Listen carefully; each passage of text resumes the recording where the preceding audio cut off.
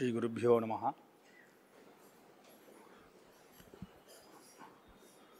மூகம் கரோதி வாசாலம் பங்கும் லங்கயதே கிரிம் யத்கிருபாதமஹம் வந்தே பரமானந்த மாதவம். இன்றைய தினம் சுபதினம். காஞ்சி மகாபரிவா எந்த இடத்துல பல நாட்கள் இருந்து தன்னுடைய அனுஷ்டானங்கள்லாம் பண்ணி பக்தாளுக்கு அத்வைத வேதாந்தத்தை போதிச்சாலோ அத்வைத மார்க்கத்தை காண்பிச்சு கொடுத்தாலோ அப்பேற்பட்ட ஒரு இடத்துல காஞ்சி பெரிவாளாலேயே அத்வைதத்தை படித்து அந்த சாஸ்திரத்தில் பிராவீண்யம் அடையணும் அப்படின்னு சங்கல்பிக்கப்பட்டு பெரிவாவுடைய சங்கல்பத்தினால காஞ்சி மடத்தில் அத்வைத சபையில் வேதாந்த பரீட்சையெல்லாம் கொடுத்தவராகிய மகாமகோபாத்தியாயா எங்களுடைய ஆச்சாரியர் டாக்டர் மணிந்திராவிட சாஸ்திரிகள் அவருடைய வாக்குனால இன்றைய தினம் இந்த ஒரு எண்டோமன் கீழே அத்வைத்தம் ஓர் அறிமுகம் அப்படிங்கிற தலைப்பில் நாம் சில விஷயங்களை கேட்க இருக்கிறோம். பொதுவாக அத்வைதத்தை பற்றி எல்லாரும் பொதுவாக சொல்லக்கூடிய விஷயம் பிரம்மத்தை தவிர வேறு எதுவும் கிடையாது, பிரம்மம் ஒன்றே சத்தியமானது, பிரம்ம சத்தியம் ஜெகன்மித்யா அப்படிங்கிற ஒரு விஷயம். இதுதான் அத்வைத்தம் அப்படின்னு நாம் பொதுவாக இந்த ஒரு விஷயத்தை சொல்வதற்காக ஒரு சாஸ்திரமா இது நமக்கே தெரியறது. பாஷ்யத்தை ஆரம்பிக்கும் பொழுது அத்தியாச பாஷ்யம் அப்படின்னு சொல்லும் பொழுது நமக்கே அந்த அறிவு இருக்கும்படியாக தோன்றது. சரீரம் வேறே, நாம் வேறே, என்னுடைய கை என்னுடைய கண் அப்படின்னு பேசுகிறோமே, அப்போ என்னுடையதுன்னு சொல்லும் பொழுதே நான் வேறேங்கிற எண்ணம் நமக்கு இருக்கும் போல இருக்கே அப்படின்லாம் ஆரம்பித்து அதை நாம் சரியாக புரிஞ்சுட்டுருக்கோமா அப்படின்னு ஒரு சாஸ்திரம் வேதாந்தம் அப்படின்னு சொல்லக்கூடியது. வேதாந்த சாஸ்திரத்தில் பலவிதமான பிரிவுகள் இருக்குது. எப்படி நம்ம அத்வைத்தம் சொல்கிறோமோ அதே மாதிரி துவைத்தம், விசிஷ்டாத்வைத்தம், சிவாத்வைத்தம் முதலிய பல பிரிவுகள் இருந்தாலும் ஆதிசங்கர பகவத்பாதால் நமக்கு காண்பித்து கொடுத்த ஒரு மார்க்கம் அத்வைத மார்க்கம். இந்த அத்வைத வேதாந்தத்தில் என்ன விஷயங்கள் இருக்குது, எதை நாம் தெரிஞ்சுக்கணும் அப்படிங்கிறத ஆதிசங்கர பகவத்பாதால் தெளிவாக கொடுத்துருக்கா. பிரதானமாக பிரஸ்தானத்ரயம் அப்படின்னு சொல்லக்கூடிய பிரம்மசூத்திரங்கள், கீதா பாஷ்யம், உபனிஷத் பாஷ்யம் அப்படிங்கிற இந்த 3 கிரந்தங்கள் அடிப்படையாக கொண்டு அத்வைத சாஸ்திரத்தை அத்வைத மார்க்கத்தை பகவத்பாதால் நமக்கு தெளிவாக காண்பித்து கொடுத்துருக்கா. அந்த விஷயங்களை நாம் தெரிஞ்சுக்கணும் அப்படிங்கிறதுக்காக இந்த அத்வைத மார்க்கத்தில் அதிகமான ஒரு பிரியம் கொண்டவராகிய ஆசக்தி கொண்டவராக இருந்த டாக்டர் எஸ் ஸ்ரீனிவாசன் அப்படிங்கிற அந்த மகானுபாவர் ஐஐடியில் ப்ரொஃபஸராக இருந்திருக்கார். லௌகிக விஷயங்களில் எதில் ஈடுபட்டாலும் மனசு எதில் ஈடுபடுறதோ அதுதான் முக்கியம். சாமான்யமாக ராமாயணத்தை சொல்லும் பொழுது ஆஞ்சநேய சுவாமி சொல்கிறார், மனோஹிஹேது சர்வேஷாம் அப்படின்னு. மனசு தான் காரணம், மனப்பரம் காரணம் ஆமனந்தி என்றும் மனசு எதில் ஈடுபடுறதோ அதை பொறுத்து அவளுடைய ஒரு உயர்வு தாழ்வானது இருக்குது. அதனால் லௌகிக விற்த்தியில் ஐஐடியில் இருந்தார் அப்படின்னு சொன்னாலும் கூட அவருடைய ஈடுபாடானது அத்வைத வேதாந்தத்தில் இருந்திருக்கு. அதனால் அவருடைய குடும்பத்தார்கள்லாம் சேர்ந்து இந்த ஒரு endowment, doctor S Srinivasan endowment lecture அப்படிங்கிற இந்த எண்டோமெண்ட் கீழே இன்றைய தினம் அத்வைத்தம் ஓர் அறிமுகம் அப்படிங்கிற ஒரு தலைப்பில் இந்த நிகழ்ச்சியானது இந்த வருஷத்துலேருந்து ஆரம்பிக்கிறது. அதனால் இது ஒரு ஆரம்பம். அதனால் ஒரு இன்ட்ரொடக்ஷன் அப்படிங்கிற ஒரு ரீதியில் அத்வைதன்னா என்ன அப்படிங்கிறத அந்த விஷயத்தை நன்னா தெரிஞ்சவாக தான் சொல்ல முடியும். அது பாரங்கதராக இருக்கக்கூடியவராக இருந்தால் தான் அதனுடைய விஷயம் என்ன அப்படிங்கிறத சங்கலனம் பண்ணி அந்த விஷயத்தை நமக்கு குறைந்த காலத்தில் புரியும்படியாக தெளிவாக சொல்ல முடியும். அத்தகைய ஒரு யோக்கியதை உடையவர். அத்வைதம் மாத்திரம் இல்லை, எல்லா சாஸ்திரங்கள்லேயும் அந்த பிராவீண்யம் உடைய டாக்டர் மணிந்திராவிட சாஸ்திரிகள் இன்று நமக்கு அத்தகைய ஒரு விஷயத்தில் ஞானத்தை போதித்து நமக்கு உபகாரம் பண்ணணும், அனுகிரகம் பண்ணணும் பிரார்த்தனை பண்ணி மேற்கொண்டு திராவிட சாஸ்திரிகளை மரியாதை பண்ணி அவர் இந்த உபன்யாசத்தை ஆரம்பிக்கும்படி பிரார்த்தனை பண்ணிக்கிறேன். நமஸ்காரம். श्रीगुरुभ्यो नमः। गुरुर्ब्रह्मा गुरुर्विष्णुः गुरुर्देवो महेश्वरः गुरुस्साक्षात् परं ब्रह्म तस्मै श्रीगुरवे नमः। सदाशिवसमारम्भां शङ्कराचार्यमध्यमाम् अस्मदाचार्यपर्यन्तां वन्दे गुरुपरम्पराम्।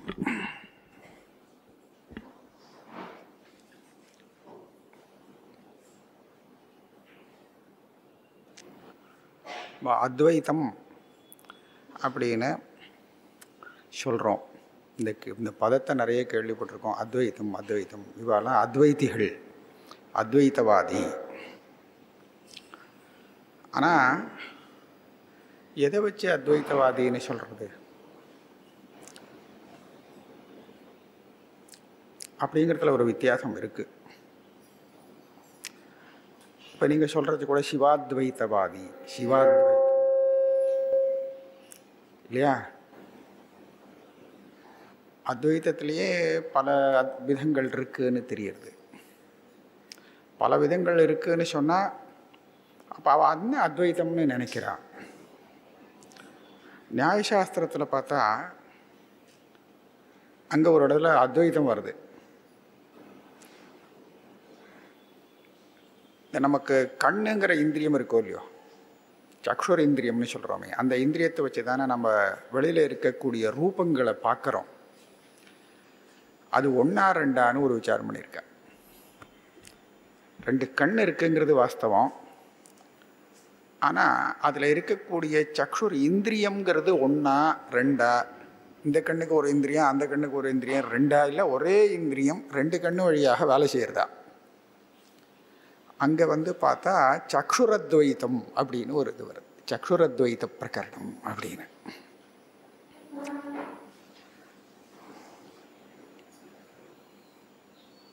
வேதாந்தத்தில் அத்வைத்தம்னே அத்வைத்தம் சதுர்த்தம் மன்யந்தே ச ஆத்மா ச விஜ்ஞேயா அப்படின்னு வருது.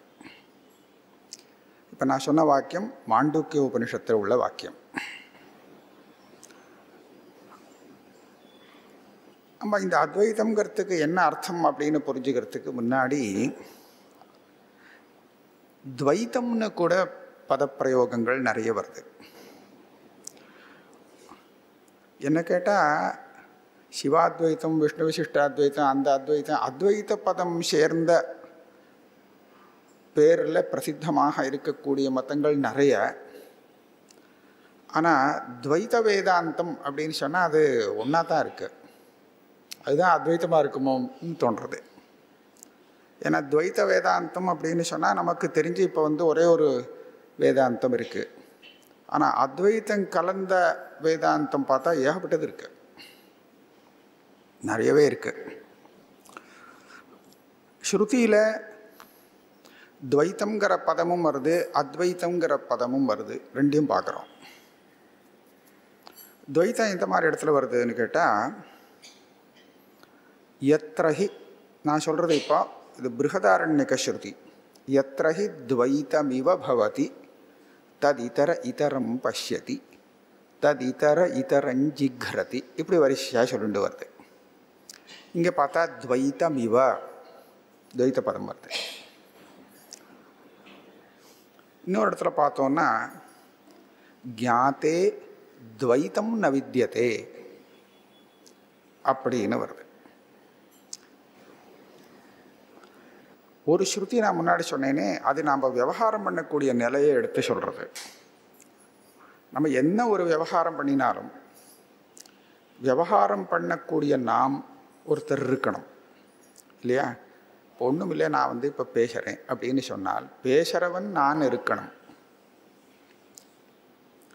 நான் பேசுகிறேன் அப்படின்னு சொன்னால் இந்த பேசுறதுக்கு ஒரு சாதனம் வேண்டாமா? வாக்கு இல்லாமல் நாம் பேச முடியுமா? முடியாது இல்லையா? வாக்குங்கிறது ஒரு இந்திரியத்தை சொல்கிறேன், அந்த இந்திரியத்தோடு எனக்கு முகம் வேணும். இந்திரியம் மாத்திரம் இருந்தால் போகாது, என் வாய் வேலை செய்யணும். அப்போ இதுகள் இல்லாமல் என்னால் பேச முடியாது. இதுகள் இருந்துவிட்டால் மாத்திரம் போகாது, எனக்கு பேசக்கூடிய விஷயத்தை பற்றின ஒரு ஞானம் வேணும். எதை பற்றி பேசணுங்கிறது தெரியலேன்னு சொன்னால் என்னால் பேச முடியாது. அப்போ அதுக்கு என்னுடைய புத்தி வேலை செய்யணும், புத்தி வேணும். இந்த வாக்கு, புத்தி, மனசு இது எல்லாம் வேலை செய்யணும் அப்படின்னு சொன்னால் அதுக்கு இந்த சரீரமும் இருந்தால் தான் இதுகள்லாம் வேலை செய்யும். சரீரம் ஸ்வஸ்தமாக இருக்கணும். சரீரத்தில் ஏதாவது ஒரு உபாதை இருந்ததுன்னு சொன்னால் நம்மளால் சரியாக பேச முடியாது. இப்போ சாதாரணமாக என் கண்டத்தில் கொஞ்சம் தோஷம் இருக்குது, அதனால் கொஞ்சம் வித்தியாசமான குரல் கேட்குறது. அப்போ இதெல்லாம் நமக்கு தேவைப்படுறது. எல்லாத்தையும் விட முக்கியமாக பேசப்படும் விஷயம் இருக்கே, அது ஒன்று இருக்க வேண்டியிருக்கு. அப்போது இவ்வளவும் இருந்தால் தான் நாம் ஏதோ ஒரு விஷயத்தை பற்றி பேச முடியும் அப்படின்னு ஆகரிச்சே. இது துவைத்தமா அத்வைத்தமா? துவைத்தம் அப்படிங்கிறதுக்கு நம்ம பேதம் பலவாக சில உபகரணங்கள், விஷயங்கள் இதெல்லாம் இருந்தால் தான் நம்மளால் விவகாரம் பண்ண முடியும், பேச முடியும் அப்படின்னு பார்த்தோன்னா அது இல்லாமல் நம்மளால் ஒன்றுமே பண்ண முடியாதுன்னாச்சு. அப்போ நான் சொன்ன அந்த ஸ்ருதி இருக்கே, எத்ரஹி துவைத்தம் இவ பவதி தத் இதரம் பஷ்யதி அப்படிங்கிற இந்த ஸ்ருதியானது இந்த மாதிரி பல விஷயங்கள், ஒரு காரியத்தை பண்ணுறதுக்கு தேவைப்படக்கூடிய விஷயங்கள் பலதாக இருந்தால் தான் நம்மளால் எந்த காரியத்தையுமே செய்ய முடியும். ஆக இது தான் துவைத்தம்னு அங்கே சொல்கிறது. இது ஒன்றாச்சா? நான் அடுத்த ஒரு இது சொன்னேன், கியாத்தே துவைத்தம் ந வித்யதே. தெரிஞ்சுண்டுட்டான்னு சொன்னால் தெரியாத பரியந்தம் துவைத்தமாம், தெரிஞ்சாச்சேன்னு சொன்னால் அப்போ துவைத்தம் இல்லைன்னு ஆயிடும் அப்படிங்கிறார். ரொம்ப குழப்பமாக இருக்குது. இப்போ பேசணும் அத்வைதத்தை பற்றி எல்லாம் விஷயங்களை இவ்வளவு இதெல்லாம் வேண்டியிருக்கு. எவ்வளவு சமாச்சாரங்கள், எத்தனை சாதனங்கள் தேவைப்படுறது, எல்லா பேதம்தான் இருக்குது. பேசணும்னா துவைத்தம் வேண்டியிருக்கு. ஆனால் விஷயம் தெரிஞ்சு கொடுத்தோன்னா அப்போ துவைத்தம் இருக்காது அப்படின்னு வேற சொல்கிறது. துவைத்தம் இருக்காதுன்னு சொல்லிட்டா அப்போ விவகாரமும் இருக்காதுங்கிறதையும் அந்த ஸ்ருதி சொல்கிறது. எத்ர த்வஸ்ய சர்வம் ஆத்மைவாபூத் தத் கேன கம் பஷ்யேத் தத் கேன கஞ்சிக்ரேத் அப்படின்னு வரிசையாக ஆரம்பித்து அந்த விஷயம் தெரிஞ்சாச்சுன்னு சொன்னால் அப்போ ஒரு விவகாரமும் இல்லை. ரெண்டு பாருங்க, தெரிஞ்சாச்சுன்னா அப்போ துவைத்தம் இல்லை, துவைத்தம் இல்லைன்னு சொன்னால் விவகாரம் இல்லை. இது ரெண்டு விஷயம் இங்கே கிடைக்கிறது. அப்போ அதுதான் அத்வைத்த நிலைன்னு கிடைக்கிறது. அப்படின்னா இது எதை பற்றி அத்வைத்தம்னு சொல்கிறது? தெரியாதவன் எதை சொல்லிக் கொடுக்குறானோ அதுதான் அத்வைத்தம் அப்படின்னு வச்சுக்கணுமா? துவைத்தத்தில் இருந்துட்டு எது சொல்லப்படுறதோ அதுதான் அத்வைத்தம் அப்படின்னு வச்சுக்கணுமா? புரியலை. ஆனால் ஒன்று பார்க்கலாம், இந்த அத்வைத்தம் துவைத்தம் இது ரெண்டையும் பற்றி இந்த பிருஹதாரண்யக உபனிஷத்து பேசிண்டு வரைச்ச துவைத்தம் உபதேசிக்க வேண்டிய ஒரு விஷயம் இல்லை. ஏன்னா அது உபதேசம் இல்லாமலே தெரியக்கூடியதாக இருக்குது. ஆனால் அந்த அத்வைத்தம் இருக்கே அது உபதேசிக்காமல் தெரியக்கூடிய விஷயமாக இல்லை. அதனால் அதை சொல்லிக் கொடுக்க வேண்டிய அவசியம் இருக்குதுன்னு ஒருத்தர் சொல்கிறது. இதே அத்வைத்தம் அப்படிங்கிற இந்த பதத்துக்கு பதில் ஏகத்துவம் அப்படிங்கிற ஒரு பதமும் உபனிஷத்தில் நம்ம பார்க்குறோம். தத்ர கோ மோக கஷோகா ஏகத்துவம் அனுபஷ்யதா. ஏகத்துவங்கிற பதமும் பிரயோகத்துக்கு வருது.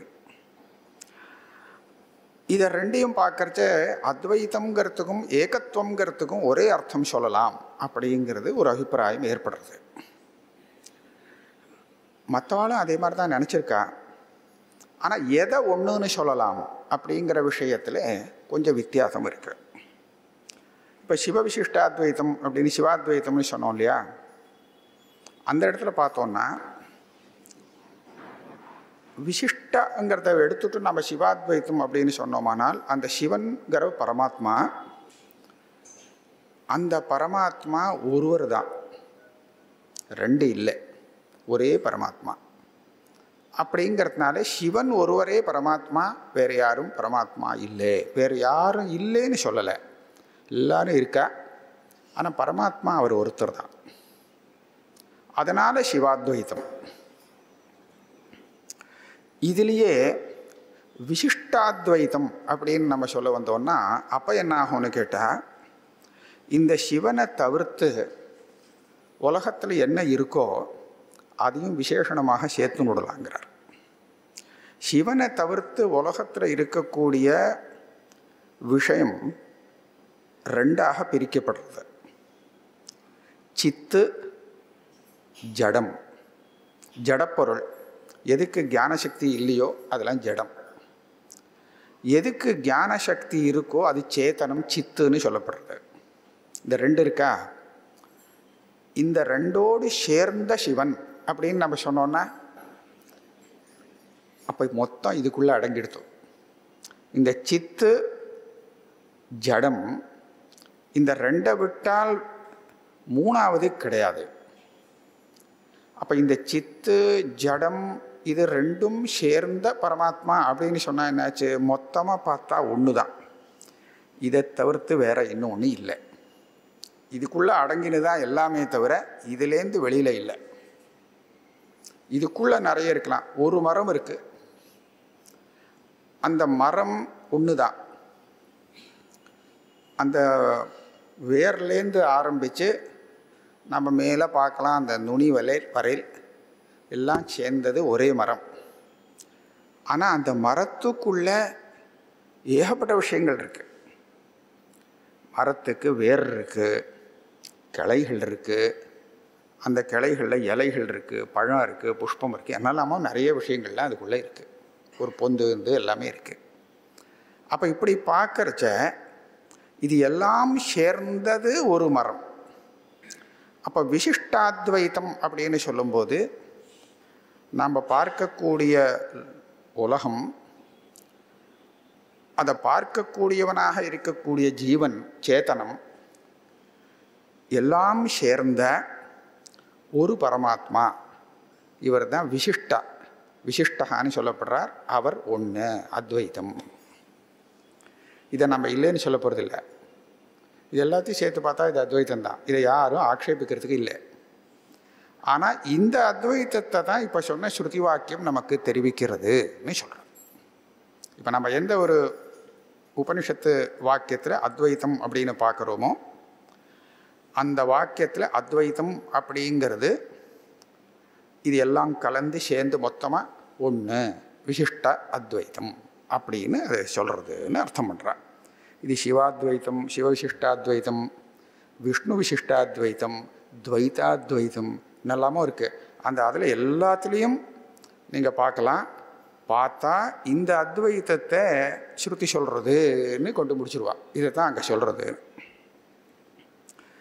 இதே துவைத்த வேதாந்தத்தில் பார்த்தோன்னா அவள் இந்த சப்தத்தை உபயோகப்படுத்திக்க மாட்டா அத்வைத்தங்கிறத. ஆனால் துவைத்தந்தான் ஸ்ருதிக்கு அர்த்தம்.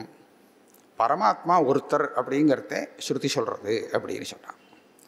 இப்போ இத்தனை பேர்கிட்டையும் நம்ம கேட்கலாம், பரமாத்மா ஒருத்தர் அப்படின்னு சொன்னாக்க அது நீங்கள் ஒத்துப்பேளா மாட்டேளா அப்படின்னு கேட்டால் இதில் ஒன்றும் விப்ரதிபத்தியே கிடையாது.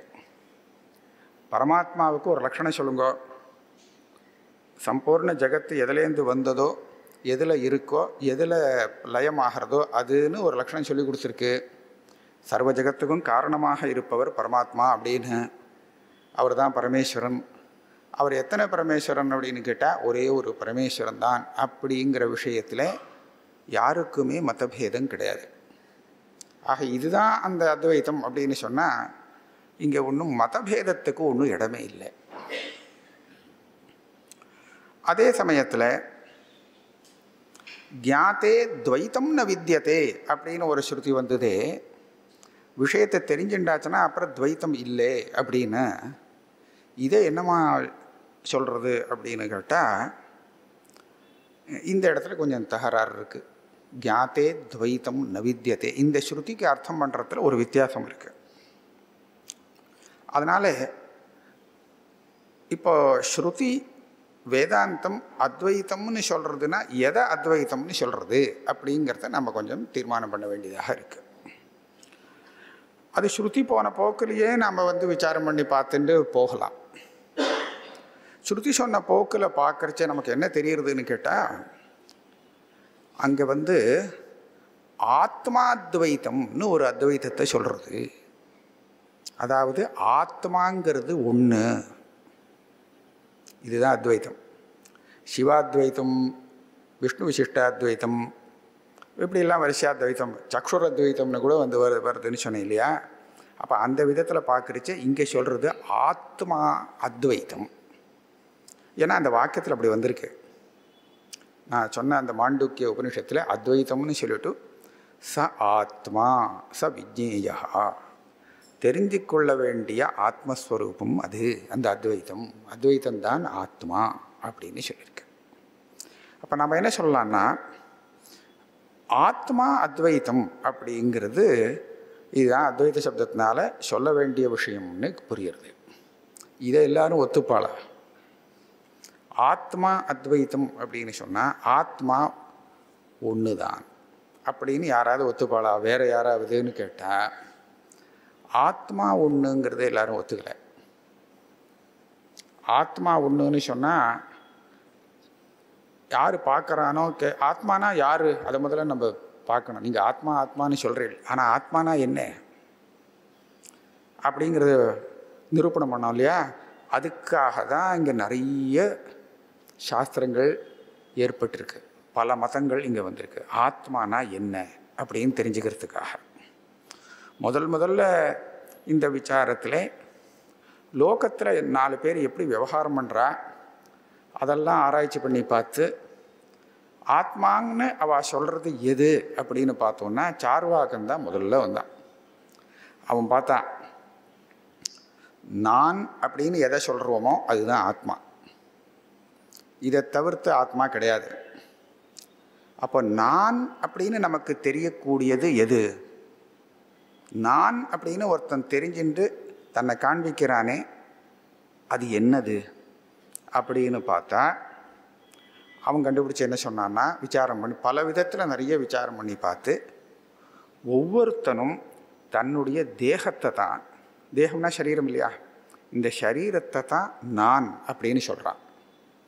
அவாவா சரீரம் அவளுக்கு நானாக இருக்குது, நான் அப்படின்னு சொல்லக்கூடிய விஷயமாக இருக்குது. அதைத்தான் அவள் நான்னு புரிஞ்சுக்கிறா லோகத்தில். அதனால் அதுதான் ஆத்மா. இது அவன் கண்டுபிடிச்ச விஷயம். ஆத்மாங்கிற சப்தத்துக்கு தேகம் அப்படின்னு அர்த்தம். அந்தந்த தேகம் அவாவாளுக்கு ஆத்மா அப்படின்னு வச்சுக்கணும். அப்படின்னா இது அத்வைத்தமாகுமோ? நிச்சயமாக ஆகாது. ஒவ்வொருத்தருக்கும் இருக்கக்கூடிய தேகம் தனித்தனியாக இருக்குது. நமக்கு பார்த்தா நம்மளுடைய தேகம் தெரிகிற மாதிரியே மற்றவாளுடைய தேகமும் சேர்ந்து தெரிகிறது. நம் தேகம் மாத்திரம்தான் நமக்கு தெரியறதுங்கிறது இல்லை.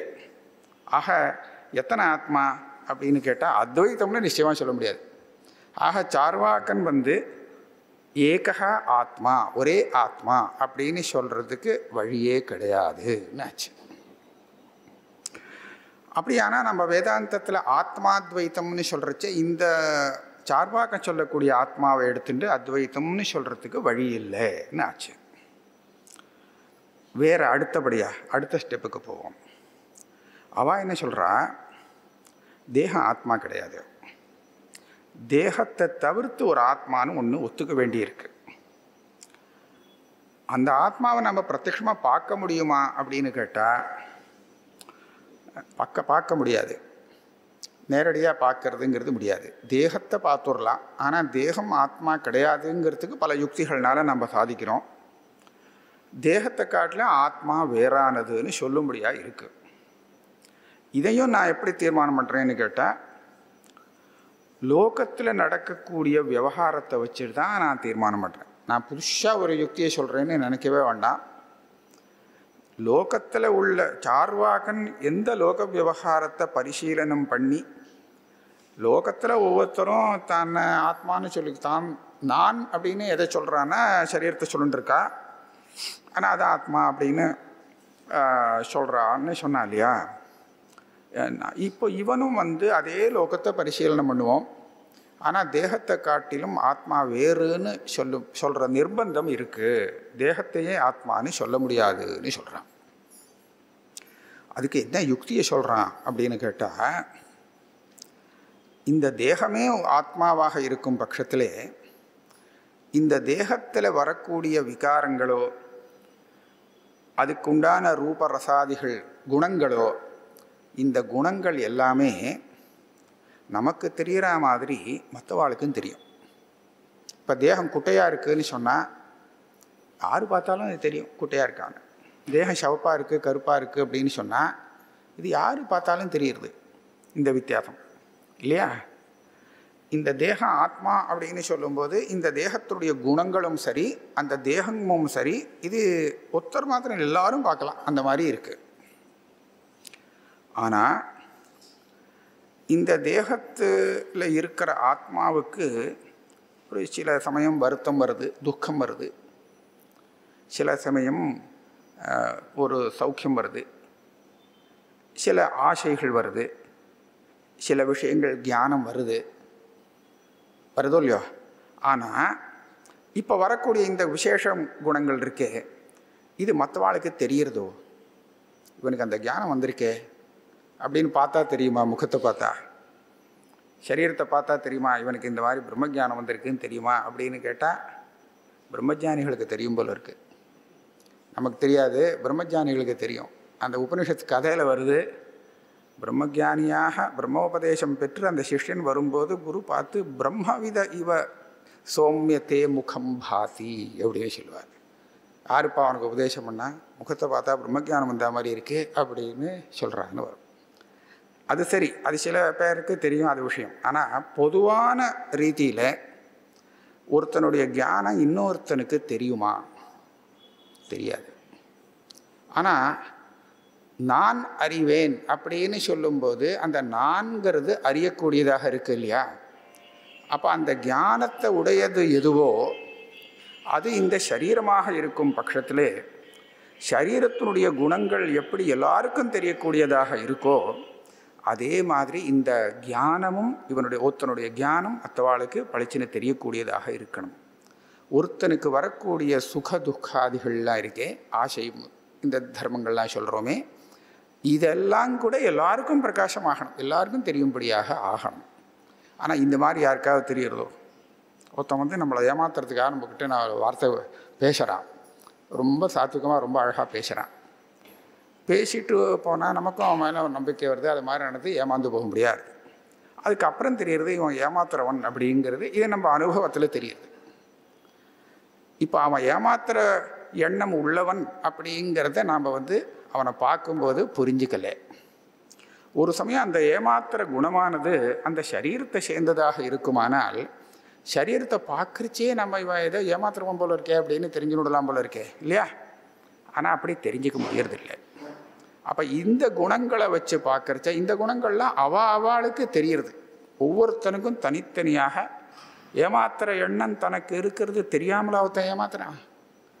அவன் நிச்சயமாக ஏமாற்றணும் அப்படிங்கிற எண்ணத்தோடு பண்ணும்போது அது தெரியாமல் ஏமாத்துறது இல்லை. ஆக எந்த எண்ணம் ஒவ்வொருத்தனுக்கும் தனித்தனியாக இருக்கோ அந்த எண்ணம், சுகம், துக்கம், இது எல்லாம் ஒருத்தனுக்கு தெரியுது, ஆனால் மற்றவாளுக்கு தெரியல. அப்போ சரீரத்தினுடைய குணங்களுக்கும் இதுக்கும் ஒரு வித்தியாசம் வந்தது இல்லையா. சரீரத்தினுடைய குணங்களாக இருந்தால் எனக்கும் தெரியுது, மற்றவாளுக்கும் தெரியுது. ஆனால் இந்த விஷயங்கள்லாம் இருக்கே, இது எனக்கு மாத்திரம் தெரிகிறது, ஒவ்வொருத்தருக்கும் தனித்தனியாக தெரிகிறது, ஆனால் மற்றவாளுக்கு தெரிய மாட்டேங்கிறது. அப்போ இதுலேருந்து என்ன கண்டுபிடிக்கிறான்னு கேட்டால், நான் சொல்கிறது வெறும் சரீரம் இல்லை, சரீரத்தை காட்டிலும் வேறானது அப்படின்னு அதுக்கப்புறம் சில பேர் வந்தாங்க. சரீரத்தை காட்டிலும் வேறானதுன்னு சொல்லிட்டா அது எதுன்னு மறுபடியும் விசாரம். சரீரத்தை காட்டிலும் வேறானதுன்னு சொன்னால் இங்கே ஏகப்பட்ட சமாச்சாரம் கிடைக்கிறது. நம்ம சரீரத்துக்குள்ளே இதை வேலை செய்யறதுக்கு இந்திரியங்கள்லாம் இருக்குதுன்னு சொல்கிறாங்க. மனசுன்னு ஒன்று இருக்குது, புத்தின்னு ஒன்று இருக்குது, பிராணன்னு ஒன்று இருக்குது, மூச்சு காற்றெல்லாம் போகிறது, இந்த மாதிரி இது எல்லாம் நான் அப்படின்னு சொல்லக்கூடிய ஒரு ஆத்மாவாக இருக்கலாமா அப்படின்னு விசாரித்து பார்க்குறான். இந்த ஈஸ்வரனை ஒத்துக்காத பல தர்சனக்காரெல்லாம் என்ன சொல்கிறான்னா, ஈஸ்வரனை விட்டுட்டு இந்த சரீரத்துக்குள்ளேயே இதுக்குள்ளே ஏதாவது ஒரு ஆத்மாவாக இருக்கலாமான்னு விசாரம் பண்ணி பார்த்து ஒருத்தர் மனசு தான் ஆத்மா, மனசு இருந்தால் தான் எல்லாமே நடக்கிறது, ஆக மனசுன்னு ஒன்று இருக்குது, மனசு இருக்கிறது மற்றவாளுக்கு தெரியாது, மனசுன்னு ஒன்று இருக்குங்கிறத சாதனம் பண்ணி அதுதான் ஆத்மா அப்படின்னு சொல்கிறாங்க. ஒரு சில பேர் என்ன சொல்கிறான்னா, மனசை தாண்டி பிராணன்னு ஒன்று இருக்குது, அதுதான் ஆத்மா அப்படின்னு சொல்லிட்டு வரேன், அதுதான் நான் அப்படின்னு. ஆனால் அது எல்லாத்தையும் ஒதுக்கிட்டு இதெல்லாம் நாஸ்திகவாதங்கள் பேர். ஆஸ்திகவாதத்தில் வரைச்சே இதெல்லாம் தாண்டி ஆத்மா இருக்குதுன்னு கண்டுபிடிக்கிறான். அவள் என்ன சொல்கிறா, இந்த சரீரமோ மனசோ பிராணனோ இது எல்லாமே ஆத்மா ஆக முடியாது. ஏன் ஆக முடியாது அப்படின்னு கேட்டால் ஒரே காரணம், இந்த ஆத்மாவுடைய நிலை இதுகளுடைய நிலையை காட்டிலும் வித்தியாசப்படுறதுன்னு சொல்லணும். சரீரம், இந்திரியம், மனசு, புத்தி, பிராணன் இதுகள்லாம் வேலை செஞ்சுட்டுருக்கு. ஆனால் ஒரு சுகந்துக்கம் இல்லாத நிலைங்கிறது இருக்குது அப்படின்னு ஒன்று காமிக்கிறார். சரீரம் மாத்திரம் இருக்குது, பிராணன் இல்லை, மற்றது இருக்கா இல்லையான்னு தெரியாது. ஆனால் அங்கே ஒரு ஞானமும் வரல அவன் அப்படிங்கிறத பார்க்குறோம். அப்படிங்கிறத வச்சுட்டு நாம் என்ன பார்க்கலான்னா, பிராணன் இருந்துவிட்டா அது ஆத்மான்னு சொல்லலாமான்னா முடியாதுன்னு ஆறுது. பிராணனே ஆத்மான்னு சொல்கிறத உபனிஷத்து ஒரு யுக்தி சொல்லி கண்டிக்கிறது. பிராணன் ஆத்மாவாக இருக்கும் பட்சத்திலே நன்றாக தூங்கி கொண்டிருக்கிறவன் இருக்கானோ இல்லையோ, அவங்கிட்ட நாம் பிராணன் முழிச்சுண்டு வேலை செய்கிறத பார்க்குறோம். நன்னா தூங்கிட்டு இருக்கான், ஆனால் அவனுடைய இந்த சுவாசோச்வாச பிரக்கிரியைங்கிறது அழகாக நடந்துட்டுருக்கு. அவன் மூச்சு காற்று சீராக கரெக்டாக இழுக்கிறான் விடுறான் அப்படிங்கிறத நம்ம பார்த்துட்டே இருக்கோம். அப்படின்னா என்னாச்சு, அந்த பிராணன் தன் வேலையை ஒழுங்காக செஞ்சுட்டுருக்குங்கிறதுக்கு என்ன அர்த்தம், அது தூங்கலேன்னு அர்த்தம். அப்படி இருக்கும்போது அவனை கூப்பிட்டா அவனுக்கு ஏன் தெரியல, அந்த பிராணனை கூப்பிட்டா அவனுக்கு ஒன்றும் தெரியல, ஒன்றுமே தெரியாமல் தூங்கினேன்னு வேற சொல்கிறான். கூப்பிட்டது தெரியல, தூங்கினது கூட தெரியல, ஒன்றுமே தெரியல, அப்படி தூங்கினேங்கிறான். இந்த பிராணன்தான் ஆத்மா அப்படின்னு சொல்கிறதா இருந்தால் அது தூங்காமல் வேலை செஞ்சுட்டு இருக்கும்போது அவனுக்கு தெரியாமல் போகிறதுக்கு என்ன காரணம்? அதனால் தெரியாமல் போகிறதுக்கு காரணம் இல்லை அப்படிங்கிறத பார்த்து இது எல்லாத்தையும் தாண்டி ஒரு ஆத்மா இருக்குது, அதுதான் கர்த்தா. இந்த பிராணனோ மனசோ சரீரமோ இதெல்லாம் கர்த்தா கிடையாது. அதை தவிர்த்து ஒரு ஆத்மாங்கிறது இருக்குது, இதுதான் கர்த்தா, இதுதான் போக்தா. கர்த்தா போக்தா அப்படிங்கிறத தனியாக பிரித்து எடுத்துட்டார். இப்போ நம்ம என்ன இதில் பார்க்கணும்னு சொன்னால், அந்த சரீரம் கருப்பாக இருக்குது வெள்ளையாக இருக்குது அதை நான் சில பேர் சொல்கிறாங்கிறத நம்ம ஆக்ஷேபிக்கவே இல்லை. சரீரத்துக்குள்ளே இருக்கக்கூடிய மனசை சில பேர் ஆத்மான்னு சொல்கிறான்னு சொன்னால் அவள் அப்படி தான் சொல்கிறான், அது இல்லைன்னு சொல்லலை. லோகத்திலையும் பல பேர் அந்த மாதிரி சொல்கிறான். ஆனால் ஆத்மா கர்த்தா போக்தான்னு சொல்லக்கூடியவன் நான், அப்படி நான் தான் செஞ்சேன், நான் செஞ்சதை நான் அனுபவிக்கிறேன் அப்படின்னு சொல்லக்கூடிய ஆத்மா இருக்கே, இது இதெல்லாம் தாண்டினது அப்படிங்கிறத இவ ஸ்தாபனம் பண்ணுறா யுக்திகளை கொண்டு. இவ இன்னொரு விஷயத்தையும் சொல்கிறா. இந்த கர்த்தா போக்தா அப்படின்னு சொல்லும்போது கர்த்தாவாக இருக்கிறதுக்கும் போக்தாவாக இருக்கிறதுக்கும் ஒரு சம்பந்தம் இருக்குது. யார் ஒரு கர்த்தாவாக ஆகிறானோ அவனே தான் போக்தாவாக ஆகணும். அவன் யார் எந்த காரியத்தை செஞ்சானோ அந்த காரியத்தினுடைய பலத்தை அனுபவிக்கிறதுக்கு அவனுக்கு தான் அதிகாரம்.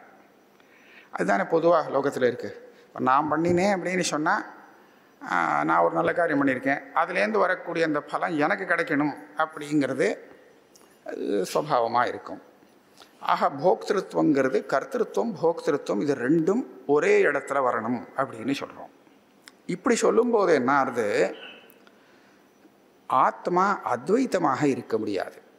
கர்த்தாவாகவும் போக்தாவாகவும் நம்ம ஆத்மாவை சொல்லும்போது அந்த ஆத்மா ஒரே ஆத்மாவாக இருக்கவே முடியாது. ஏன்னா ஒரு காரியத்துக்கு ஒருத்தன் கர்த்தா, இன்னொரு காரியத்துக்கு இன்னொருத்தன் கர்த்தா. இப்போ கடத்தை யார் பண்ணுறான், பானையை உருவாக்குறவன் யார், கோயவன் அப்படின்னு சொன்னால் அவன் தான் கடஸ்ய கர்த்தான்னு சொல்லலாம். இதே சமயத்தில் இந்த வஸ்திரத்தை பண்ணக்கூடியவன் யார், அவனால் பண்ண முடியாது. இதுக்கு வேற கர்த்தா இன்னொருத்தன், இதை தெரிஞ்சு பண்ணுறவன் வேற. அப்போ அந்த கர்த்தா வேற, இந்த கர்த்தா வேற தானே இல்லையா? அப்படி பார்க்குறச்சே நமக்கு இந்த நான் நான் அப்படின்னு சொல்லிட்டு இருக்கிற இடத்துல ஒவ்வொரு தேகத்துக்கும் தனித்தனியாக கர்த்தா உண்டு. அந்தந்த தேகத்தில் இருக்கிற அதே கர்த்தா போக்தாவாகவும் ஆகலாம் அப்படிங்கிறது தெரியுது. ஆக கர்த்தா போக்தா அப்படின்னு சொல்லக்கூடிய ஆத்மா சரீரம் இல்லை, அதுக்குள்ளே முன்னாடி சொன்ன பிராண பரியந்தம் இல்லை, இதை தவிர்த்து வேற ஒன்று இருக்குது அப்படிங்கிறத ஊகிச்சு அப்படி ஒரு ஆத்மா இருக்குது, அதை எல்லாரும் நான் சொல்லிக்கிறாளா அப்படின்னு கேட்டால் அதை தெரிஞ்சுட்டு நான் சொல்லலை. அதே சமயத்தில் தெரியாமலே அதை நான் விவகாரம் பண்ணுறாங்கிறதும் இல்லைன்னு அவள் சொல்கிறான். தெரியலைங்கிறது இல்லை. ஏன் எப்படி தெரியறது அந்த ஆத்மா அப்படின்னு பார்க்குறச்ச இப்போ நாம்ளே யோஜனை பண்ணலாம். நாம் ஒரு விஷயத்தை இப்போ நம்ம காதால் கேட்குறோன்னு தெரியறதா இல்லையா? ஒரு விஷயம் நம்ம காதுங்கிற இந்த ஸ்ரோத்ரேந்திரியத்தை உபயோகப்படுத்தி நம்ம கேட்டுருக்கோம் அப்படின்னு தெரியறச்ச இது எப்படி தெரியறது? கேட்குறோம் அப்படின்னு நான் கேட்குறேன் அப்படிங்கிற விஷயமும் தெரியுது. அப்போ நான் கேட்கிறேன், காதால் கேட்கிறேன் அப்படின்னு சொல்லும்போது ஒரு சத்தத்தை காதால் கேட்குறதுங்கிறது ஒன்று. அந்த சத்தத்தை மாத்திரம் காது காமிச்சு கொடுக்கும். ஆனால் அந்த காதால் நான் சத்தத்தை கேட்குறேன்னு சொல்லும்போது அந்த சத்தம் மாத்திரம் விஷயம் இல்லை, அந்த கேட்கறதும் அந்த ஞானமும் விஷயமாக ஆகிறது. ஆக அந்த ஞானம் தனக்கு வந்திருக்குங்கிறது அங்கே தெரிகிறது. கேட்குறவன் நான் அப்படின்னு தெரிகிறது. அப்போ அந்த நான்கிறது எப்படி இருக்கணும் அப்படின்னு கேட்டால் அவள் தெரியாத ஆத்மாவாக இருக்க முடியாது. அவளுக்கு தெரிகிறது நான் கேட்குறேன், நான் சௌக்கியமாக இருக்கேன் அப்படிங்கிறது. அப்போ நான்கிறது அவளுக்கு தெரியாமல் இருக்கான்னு சொல்லலை.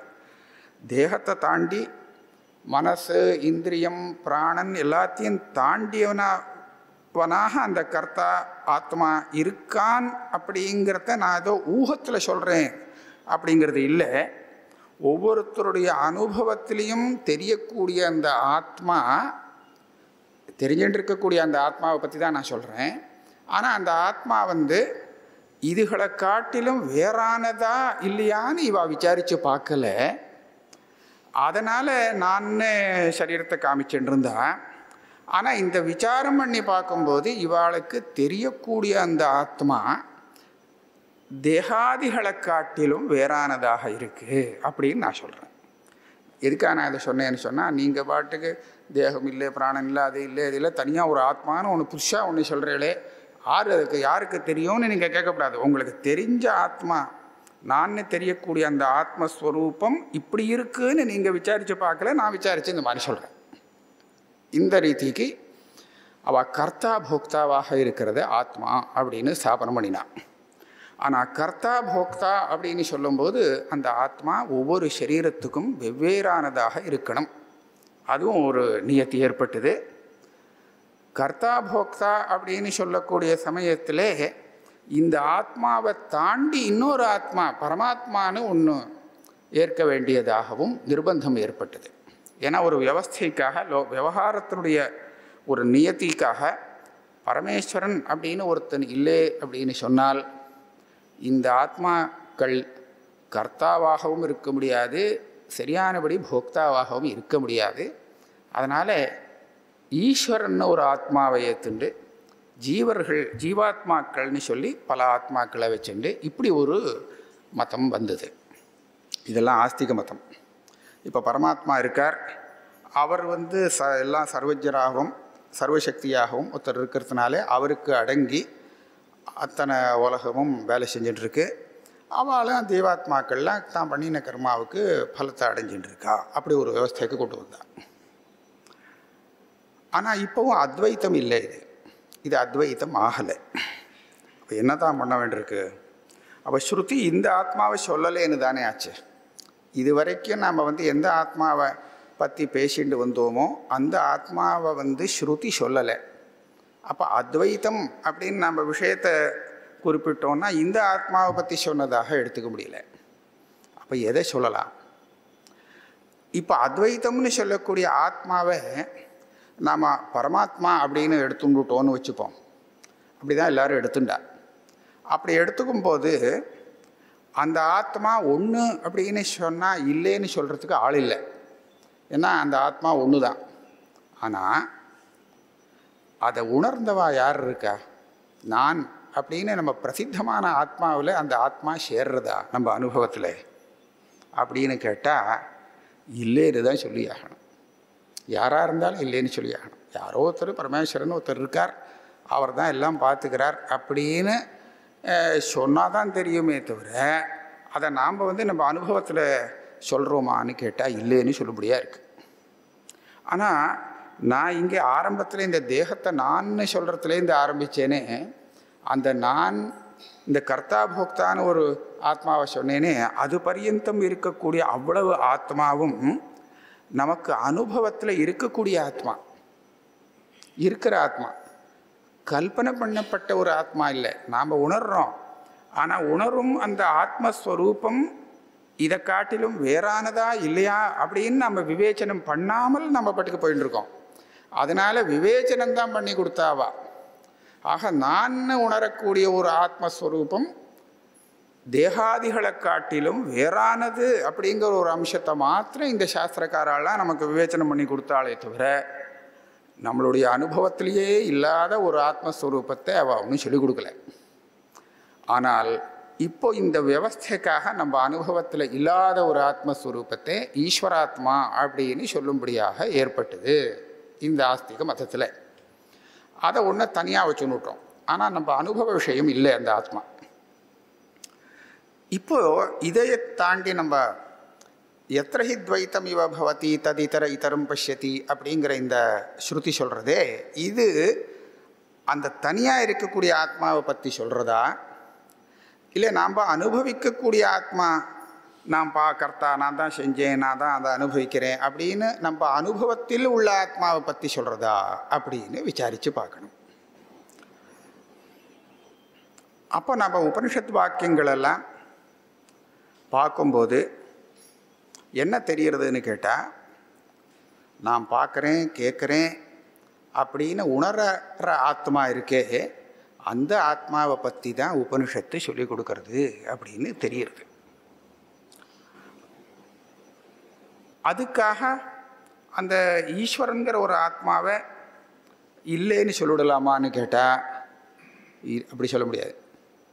ஏன்னா அங்கே ஈஸ்வரங்கிற ஆத்மாவை ஆரம்பித்து சொல்லக்கூடிய உபனிஷத்து நிறைய இருக்குது.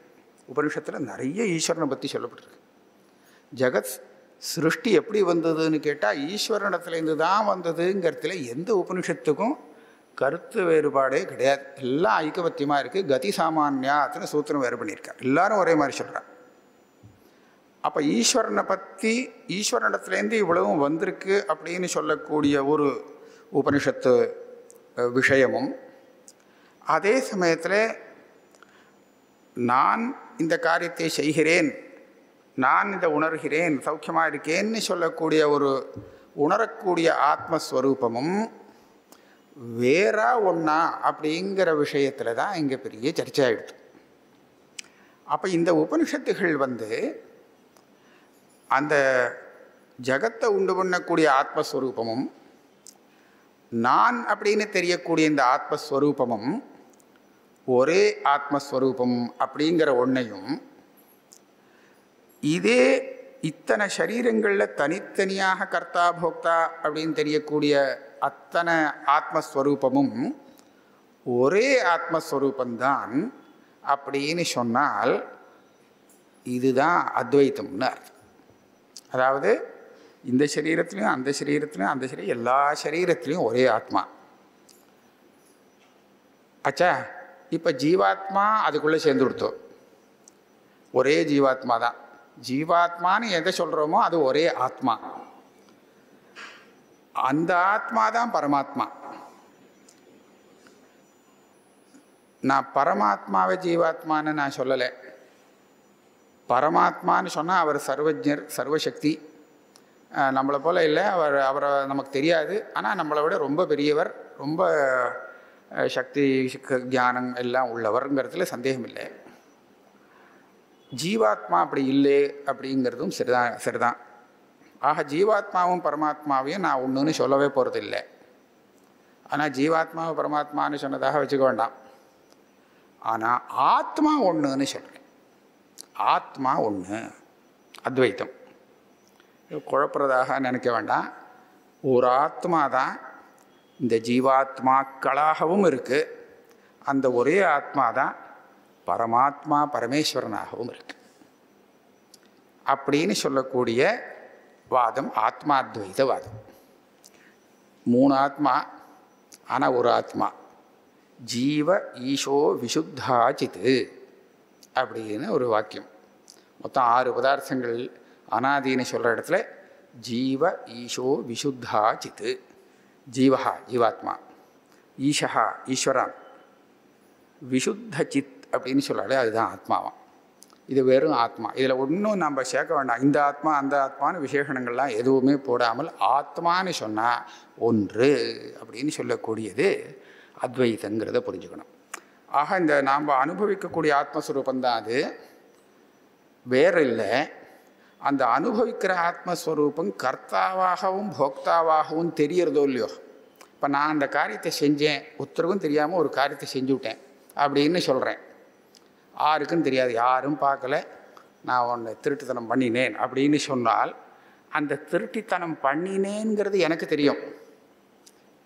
அப்படின்னா அதை தெரிஞ்சுக்கிறவன் யாரோ அவன் யார்? அது நான் இல்லையா. திருட்டுத்தனம் பண்ணினது வேறு, அதை தெரிஞ்சிக்கக்கூடியது என்னுடைய சைத்தன்ய ஆத்மா. பாஷ்யக்காரர் சொல்கிறா, நான் தத் சாட்சித்வேன பிரத்யுக்தத்வா. இந்த ஆத்மா உபனிஷத்தில் தான் தெரியுறது அப்படின்னு சொல்கிறீங்களே, இதெல்லாம் லோகத்தில் தெரிஞ்சுட்டு இருக்க போல இருக்கே, எல்லாருக்கும் தெரியுறதே ஆத்மாவை பற்றி.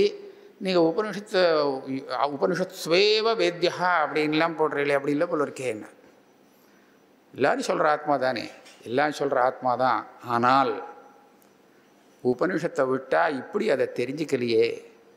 சாட்சித்வேன, நீ யாரை கர்த்தா போக்தா அப்படின்னு உணர்றையோ அவன் கர்த்தாவாகவும் போக்தாவாகவும் எந்த ஆத்மஸ்வரூபத்தினால அறியப்படுகிறானோ அதுதான் ஆத்மாங்கிறார். கர்த்தா போக்தா அப்படிங்கிறது வெறும் அசுத்த ஆத்மா இல்லை. அப்படின்னா நம்ம எப்படி புரிஞ்சுக்கணும் அப்படின்னு கேட்டால், இந்த சரீரம் ஆத்மானு தெரியுறது, இந்திரியம் ஆத்மானு தெரியுறது, மனசு ஆத்மானு தெரியுது, பிராணன ஆத்மானு சில பேர் நினைக்கிறா. இதை தவிர்த்தும் சரீரம் எல்லாத்தையும் காட்டிலும் வேறு தனியாக ஆத்மா இருக்குது அப்படின்னு சொல்கிறா, தெரியுறது. அவன் கர்த்தா போக்தான்னு தெரியுறது. கர்த்தா போக்தான்னு தெரியறதுக்கு யார் சாட்சியோ அந்த சாட்சியை தான் நான் ஆத்மான்னு சொல்கிறேன்னு பாஷ்யக்காரர் இங்கே சொல்கிறார். தத் சாட்சித்வேன பிரத்யுக்தத்துவம். நான் கர்த்தா நான் போக்தா அப்படிங்கிறது எனக்கு தெரியறதுன்னு சொல்கிறச்ச, எனக்குன்னு சொல்கிறேனே நான் தான் சாட்சி. அப்போ கர்த்தா போக்தாங்கிற அம்சத்தை நமக்கு தெரிவிக்கக்கூடியவன் யார் அறிகிறானோ அவன் தான் சாட்சி. அந்த சாட்சியை தான் நான் ஆத்மான்னு சொல்கிறேன் அப்படின்னு சொன்னால் அவன் கர்த்தாவும் இல்லை போக்தாவும் இல்லை. சாட்சின்னு சொன்னால் அவன் ஒதுங்கிடுவான். சாட்சிங்கிற சப்தத்துக்கு அர்த்தமே எப்படின்னு கேட்டால், சாமான்யமான இந்த விஷயத்துக்கு அவன் சாட்சின்னு சொன்னால் அவன் அந்த விஷயத்தோட சம்மந்தப்படாத இருந்தால் தான் சாட்சியாக எடுத்துக்க முடியும். அவனும் அதுக்குள்ளே சேர்ந்திருந்தான்னா அவனை சாட்சின்னு எடுத்துக்கிடல. சாட்சாத் திருஷ்டி சம்ஜாயாம்னு சொல்கிறச்சே சாட்சிங்கிற பதத்துக்கே இப்படி தான் அர்த்தம். அவன் நேரடியாக பார்க்கணும், விஷயத்தை தெரிஞ்சவனாக இருக்கணும், ஆனால் அந்த விஷயத்தில் சம்மந்தப்படாதவனாக இருக்கணும். இவனே காரியத்தை செஞ்சவனாக இருந்தால் இவன் சாட்சி கிடையாது. இவன் செஞ்சதை பார்த்தவன் மாத்திரமாக இருந்தால் அவன் சாட்சி. வெறும் பார்த்துருக்கணுமே தவிர செஞ்சிருக்கக்கூடாது. ஆக அந்த காரியத்தில் சேராதவன், அதை பார்க்குறவன், அவன் சாட்சி. அப்படி தானே சாட்சி எடுத்துக்கிறோம். ஆக நான் கர்த்தா நாம் போக்தா அப்படின்னு சொல்லும்போது அந்த கர்த்தா போக்தாவாக தன்னை பார்த்தவன் யாரோ அவனை தான் நம்ம சாட்சின்னு சொல்லணும். அந்த பார்த்தவன் கர்த்தாவாகவும் இருக்க முடியாது, போக்தாவாகவும் இருக்க முடியாது. நான் சௌக்கியமாக அனுபவிச்சுட்டு இருக்கேனே, அசௌக்கியம் அனுபவிக்கிறது எனக்கு தெரியுறது அப்படின்னு சொன்னால் அப்போ அதை பார்க்கக்கூடிய ஸ்வரூபம் இருக்கே, இதைத்தான் உபனிஷத்து நமக்கு சொல்லி கொடுக்கறதுன்னு சொன்னான். உபனிஷத்து சொல்லி கொடுக்கறதுன்னு சொன்னால் இவாளுடைய அனுபவத்தில் இல்லாத வஸ்துன்னு பெரியவா சொல்லலை, பாஷ்யக்காரர் அந்த மாதிரி சொல்லலை. இதை விவேச்சனம் பண்ண முடியாததுனால இவா எல்லாத்தையும் ஆத்மாவாக நினச்சிட்டு இருக்காளே தவிர வாஸ்தவத்தில் இதுவும் சேர்ந்து தான் இவாளுக்கு தெரியுது அப்படிங்கிறத சொல்ல. நான் அதை கொஞ்சம் நிரூபணம் பண்ணி காமிக்கிறேன். பாஷ்யக்காரர் ஒரு நல்ல திருஷ்டாந்தம் ஒன்று கொடுக்குறார். இந்த மரகதம் அப்படின்னு ஒரு ரத்னம், பச்சை கலர் கொண்ட ரத்னம். இதை பரீட்சை பண்ணுறதுக்கு ஒரு விதம் உண்டா, ரத்ன பரீட்சை. சுத்த கோக்ஷீரத்தில் அந்த மரகதத்தை போட்டோன்னா அந்த பாலே பச்சை நிறமாக தெரியுமா, அப்படின்னா அந்த நிஜமான ரத்னம் அப்படிங்கிறத கண்டுபிடிக்கலாமா. மரகத கல் பச்சையாக இருக்கும், பச்சை நிறை கொண்டது. கோக்ஷீரத்தில் அதை போட்டால் அந்த பசும் பாலானது பச்சை நிறமாக மாறாது, ஆனால் பச்சை நிறமாக தெரியும். எடுத்துட்டா திரும்பி சாதாரணமாக இருக்கும். ஆக கலர் மாற போகிறதில்லை, ஆனால் பச்சை கலராக அந்த பால் தெரியும். இது ஒரு பரீட்சை. இது ஏன் பால் பச்சை நிறமாக தெரியுறது அப்படின்னு கேட்டால், அந்த மரகதத்தினுடைய ஒரு பிரகாசமானது அந்த பாலில் வியாபிச்சுண்டு அந்த பால் பச்சை நிறமாக தெரியறதுக்கு காரணமாயிடுறது அப்படின்னு அங்கே சொல்கிறார். அந்த அதை உதாரணமாக கொடுத்து பாஷ்யக்காரால் என்ன நிரூபணம் பண்ணியிருக்கான்னா, நான் இப்போ கடைசியில் ஒரு ஆத்மஸ்வரூபத்தை சொன்னேனோ இல்லையோ, சாட்சி அப்படின்னு, அந்த ஆத்மஸ்வரூபமானது இந்த சரீரத்தில் எல்லாத்தையும் புரிஞ்சுட்டு இருக்கிறச்ச அதனுடைய அந்த சைத்தன்ய பிரகாசமானது இந்த சரீர பரியந்தம் நமக்கு வியாபிச்சுட்டு இருக்கான், சரீரம் பரியந்தம். இப்போ மரகத்தை உள்ளே இருக்குன்னு தெரியாதவன் அந்த பாலை மாத்திரம் பார்த்தான்னா இது என்ன பால் கலர் நன்னா இல்லை, பச்சையாக இருக்குது அப்படின்னு சொல்லுவான் இல்லையா, அப்படி தானே சொல்லுவான். அப்போ இந்த சைத்தன்யமானது மற்ற காஷ்டம் லோஷ்டம் அந்த மாதிரி கட்டை மண்கட்டியெல்லாம் பார்த்தா அது சேத்தனமாக தெரியல, ஆனால் நம்ம சரீரத்தை பார்த்தா சேத்தனமாக தெரியறதா இல்லையா, ஒரு வித்தியாசம் தெரியறதா இல்லையா. ஏன் அப்படின்னு கேட்டால் இதுக்குள்ளே அந்த சைத்தன்யம்னு சொல்லக்கூடிய அந்த ஆத்மானு ஒரு மரக்கத்தம் உள்ளே உட்காந்துட்டு இருக்கு. அதோடு சேர்ந்துட்டு இந்த சரீரமும் அந்த சைத்தன்யம் உள்ளதாக நமக்கு தெரியறது. அதனால் ஒவ்வொருத்தனுக்கும் சரீரம் நான் அப்படின்னு தெரியுது, ஒரு விவகாரத்துக்கு விஷயமாகிறது. சரீரத்தை காட்டிலும் வேறேன்னு சொன்னாலும் சரீரம் நான் தெரியதான் தெரியுது. ஏன்னா அந்த சைத்தன்யம் அதில் பிரதிபலனம், இது பிரதிபலனம்னு சொல்லுவாள். சைத்தன்யமானது சரீர பரியந்தம் பிரதிபலிக்கிறது. ஆகையால் சரீரத்தில் எல்லாம் ஆத்மாங்க நான்கிற புத்தி ஏற்படுறது. இப்போ நான் அந்த பால்ங்கிற திருஷ்டாந்தத்தை கொடுத்தேனே, அங்கே என்ன சொன்னேன்னா பால் மாறலை, ஆனால் பச்சை கலராக தெரியறதுன்னு சொன்னேன் இல்லையா. இங்கேயும் அப்படி தான்.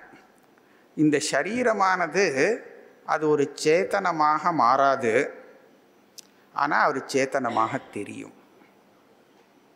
இந்த சைத்தன்யம் வியாபிக்கிறதுனால அது ஒரு சேத்தனமாக நமக்கு தெரியும், அவ்வளோதான். ஒன்று வாஸ்தவத்தில் அப்படி இல்லை, சேத்தனமாக இல்லை, ஆனால் சேத்தனமாக தெரிகிறது அப்படின்னு சொன்னால் இதுக்கு தான் பேர் அத்தியாசம்னு. நம்ம அத்வைத வேதாந்தத்தில் அத்தியாசம்னு சொல்லுவாள். அத்தியாச பாஷ்யம் அப்படின்னு சொல்கிறாளோ இல்லையோ, ஆரம்பத்தில் எல்லாத்துக்கும் ஆரம்பத்தில் அத்தியாச பாஷ்யம்னு ஒன்று, அதுதான் உபோத்காசம். அதுக்கப்புறம் தான் மேல்கொண்டு சாஸ்திரமே ஆரம்பிக்கும். அது வெள்ளியாக இல்லை, ஆனால் வெள்ளியாக தெரியறது அப்படின்னு சொன்னால் நம்ம என்ன சொல்லுவோம்? அதை வெள்ளி இல்லையோனோ அது இதுதான் அதஸ்மின் தத்புத்தி. அது அப்படி இல்லை, அப்படி தெரியறது அப்படின்னு சொன்னால் இதுக்கு அத்தியாசம்னு பேர். இது பிராந்தி, தப்பான ஞானம், அயதார்த்த ஞானம் இப்படிலாம் சொல்லலாம். இப்போ நாம் அந்த இடத்துல விவேச்சனம் பண்ணி கண்டுபிடிக்கலாம். ஏன் இப்படி தெரியறது அப்படின்னு கண்டுபிடிச்சா நமக்கு அதுக்கு காரணங்கள்லாம் கண்டுபிடிச்சிட முடியும். அதனால தான் அப்படி தெரியறது அப்படின்னு ஒரு தீர்மானத்துக்கு வர முடியும். அதே மாதிரி இந்த சரீரம் நமக்கு ஏன் ஆத்மாவாக தெரியறது, பிராணன் ஏன் ஆத்மாவாக தெரியறது, ஆத்மா ஏன் கர்த்தா போக்தாவாக தெரியறது அப்படிங்கிறத எல்லாம் வேதாந்த சாஸ்திரம் விவேச்சனம் பண்ணி பார்க்கும்போது இது எல்லாத்தையும் பார்க்கக்கூடிய ஒரு சைத்தன்யம் வியாபித்து கொண்டு இருக்கிறதுனாலே இது எல்லாமே ஆத்மாவாக தெரியறதுன்னு சொல்கிறது தான் அத்தியாச பாஷ்யம். எல்லாமே அத்தியாசத்தினால இப்படி தெரிகிறது. இப்போது ஒரு சரீரத்தில் இந்த சைத்தன்யமானது வியாபித்து அதில் பிரதிபலித்து தெரியும் போது அந்த சரீரத்தை நம்ம ஆத்மான்னு தெரிஞ்சுட்டோமானால் இதே மாதிரி ஒவ்வொரு சரீரத்துலேயும் அந்த சைத்தன்யத்தினுடைய வியாப்தி இருக்கோ இல்லையோ, அது பிரதிபலிக்குமோ இல்லையோ. அப்போ எத்தனை சரீரங்கள் இருக்கோ அத்தனை நான், அத்தனை ஆத்மா அப்படியான நம்ம சொல்லுவோம். நமக்கு அப்படி தான் தெரியும். அது நியாயம்தான். எப்படின்னு கேட்டால், ஒரு முகம் இருக்குது, ஒரு 10 கண்ணாடி இருக்குது எதிர்த்தா போல்.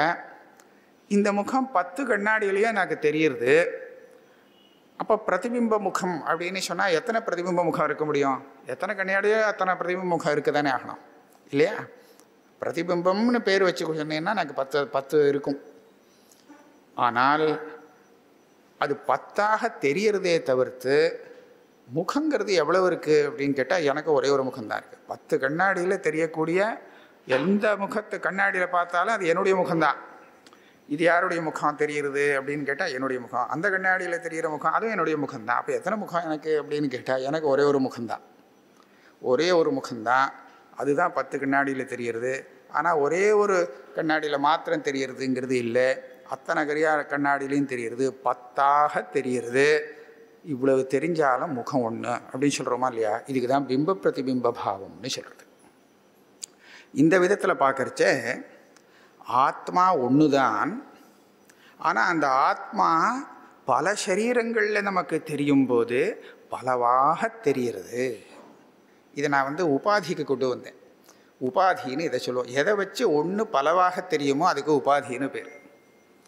ஒரு முகம் அத்தனை கண்ணாடி, இப்போ அத்தனை கண்ணாடியாக அத்தனை முகமாகிடுச்சு அப்படின்னு சொன்னால் அந்த கண்ணாடியை தான் உபாதின்னு சொல்லுவோம். உபனிஷத்து என்ன சொல்லும்? சூரியன் ஒன்று, யதாஹ்யம் ஜோதிராத்மா விவஸ்வான், பிரகாசமாக இருக்குது சூரியன். அப்போ பின்னாக பகுதா ஏகா அனுகச்சன். ஏகா ஒரே சூரியன். இங்கே தனித்தனியாக பல பாத்திரங்கள் இருக்குது, ஜலம் அங்கங்கே தேங்கி இருக்குது, எல்லாத்துலேயும் தெரியுறது அது சூரியன் தெரியுறது. ஆனால் அது எத்தனை சூரியன் இப்போ தெரியுறது ஜலத்தில் பார்த்தா அப்படின்னு கேட்டால், இந்த ஜலத்துலேயும் சூரியன் தெரியுது, அங்கேயும் தெரியுது, அங்கேயும் தெரியுது, எல்லா ஜலத்துலேயும் சூரியன் இருக்குது.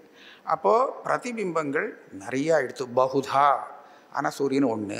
ஏகா பகுதா, ஏகா அபஹா பின்னாக அபஹா அனுகச்சன் பகுதா பவதி. பல உபாதிகளை சேர்த்து, உபாதின்னு சப்தத்தை இதுக்கு சொல்லுவோம். ஒன்றை பலவாக எது காண்பிக்குமோ அதுக்கு உபாதின்னு பேர். அப்போ இந்த ரீதியில் ஒன்று பலவாக எப்படி தெரிகிறதோ அதே மாதிரி ஆத்மா ஒன்றாக இருந்தாலும் அது பலவாக தெரிகிறது உபாதியை கொண்டு. அந்த உபாதி என்னன்னு சொன்னால் சரீரம்னு இப்போ நம்ம ஸ்தூலமாக வச்சுக்கலாம். இதை தாண்டி இன்னும் பிரக்கிரியெல்லாம் சொன்னால் உள்ள கொஞ்சம் கஷ்டமாக இருக்கும். ஆனால் எத்தனை சரீரமோ அத்தனை ஆத்மா. இதை தார்க்கிகால் சொல்லிட்டு போயிட்டான்.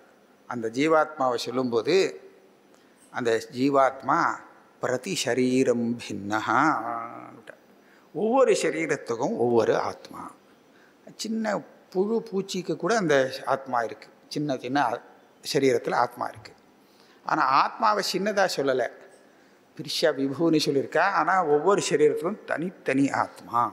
அப்படி சொன்னால் தான் விவகாரம் சௌரியமாக இருக்கும். ஏன் அப்படின்னு கேட்டால் எல்லா சரீரத்துக்கும் ஒரே ஆத்மா அப்படின்னு சொல்லிவிட்டாக்க அப்போ என்ன ஆகும்னு சொன்னால் ஆத்மா தானே எல்லாத்தையும் தெரிஞ்சுக்கிறான், சரீரம் எல்லாம் ஜடம் தானே. அப்போ நமக்கு வரக்கூடிய ஒருத்தனுக்கு வந்த சுகதுக்காதிகள் அத்தனை பேருக்கும் தெரிய வேண்டியதாக ஆகிடும் அப்படின்னு ஒரு காரணத்தை காண்பிச்சு இந்த சூத்திரத்திலே இருக்குது. நானா ஆத்மானஹா வியவஸ்தாதா, சுகதுக்காதி வியவஸ்தைகள் இருக்கிறதுனால ஒவ்வொரு சரீரத்துக்கும் ஆத்மா வேறு அப்படின்னு சொன்னான். அவள் சொன்னது தப்பு கிடையாது. ஏன்னா அவள் சொல்லக்கூடிய ஆத்மா கர்த்தாவாகவும் போக்தாவாகவும் அப்படி இருக்கா. நான் வரேன் அதுக்கு. இப்போ நாம் மனுஷன் தானே, நம்மளாரும் மனுஷால் தானே. அப்போ நான் மனிதன்,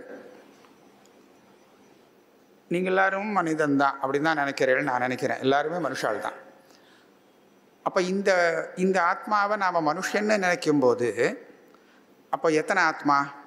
மனிதன், ஒவ்வொரு மனிதனும் ஒவ்வொரு ஆத்மா, அப்படி தானே? ஒவ்வொரு மனிதனும் ஒவ்வொரு ஆத்மா தான். அப்போ என் மனிதன்னு சொல்லும்போது நாம் அந்த சரீரத்தை சேர்த்து ஆத்மாவை குறிப்பிடுறோம். இப்போ நான் சொல்லும்போது அந்த நான்கிறது சரீரத்தை சேர்த்து சொல்லக்கூடிய நான். இதில் நான் இப்போ எவ்வளவு அம்சத்தை சேர்த்துக்கிறோம் அப்படிங்கிறது விஷயம் இல்லை, அது நமக்கு நம்ம விவேச்சனம் பண்ணுறதில்லை. நான் மனிதன் அப்படின்னு சொல்லும்போது இந்த தலையிலேருந்து கால் வரை சரீரம் அதுக்குள்ளே இருக்கிறது எல்லாத்தையும் சேர்த்து நான் அப்படின்னு ஒரு இதுதான் சங்காத்தம் அப்படின்னு சொல்லுவான்.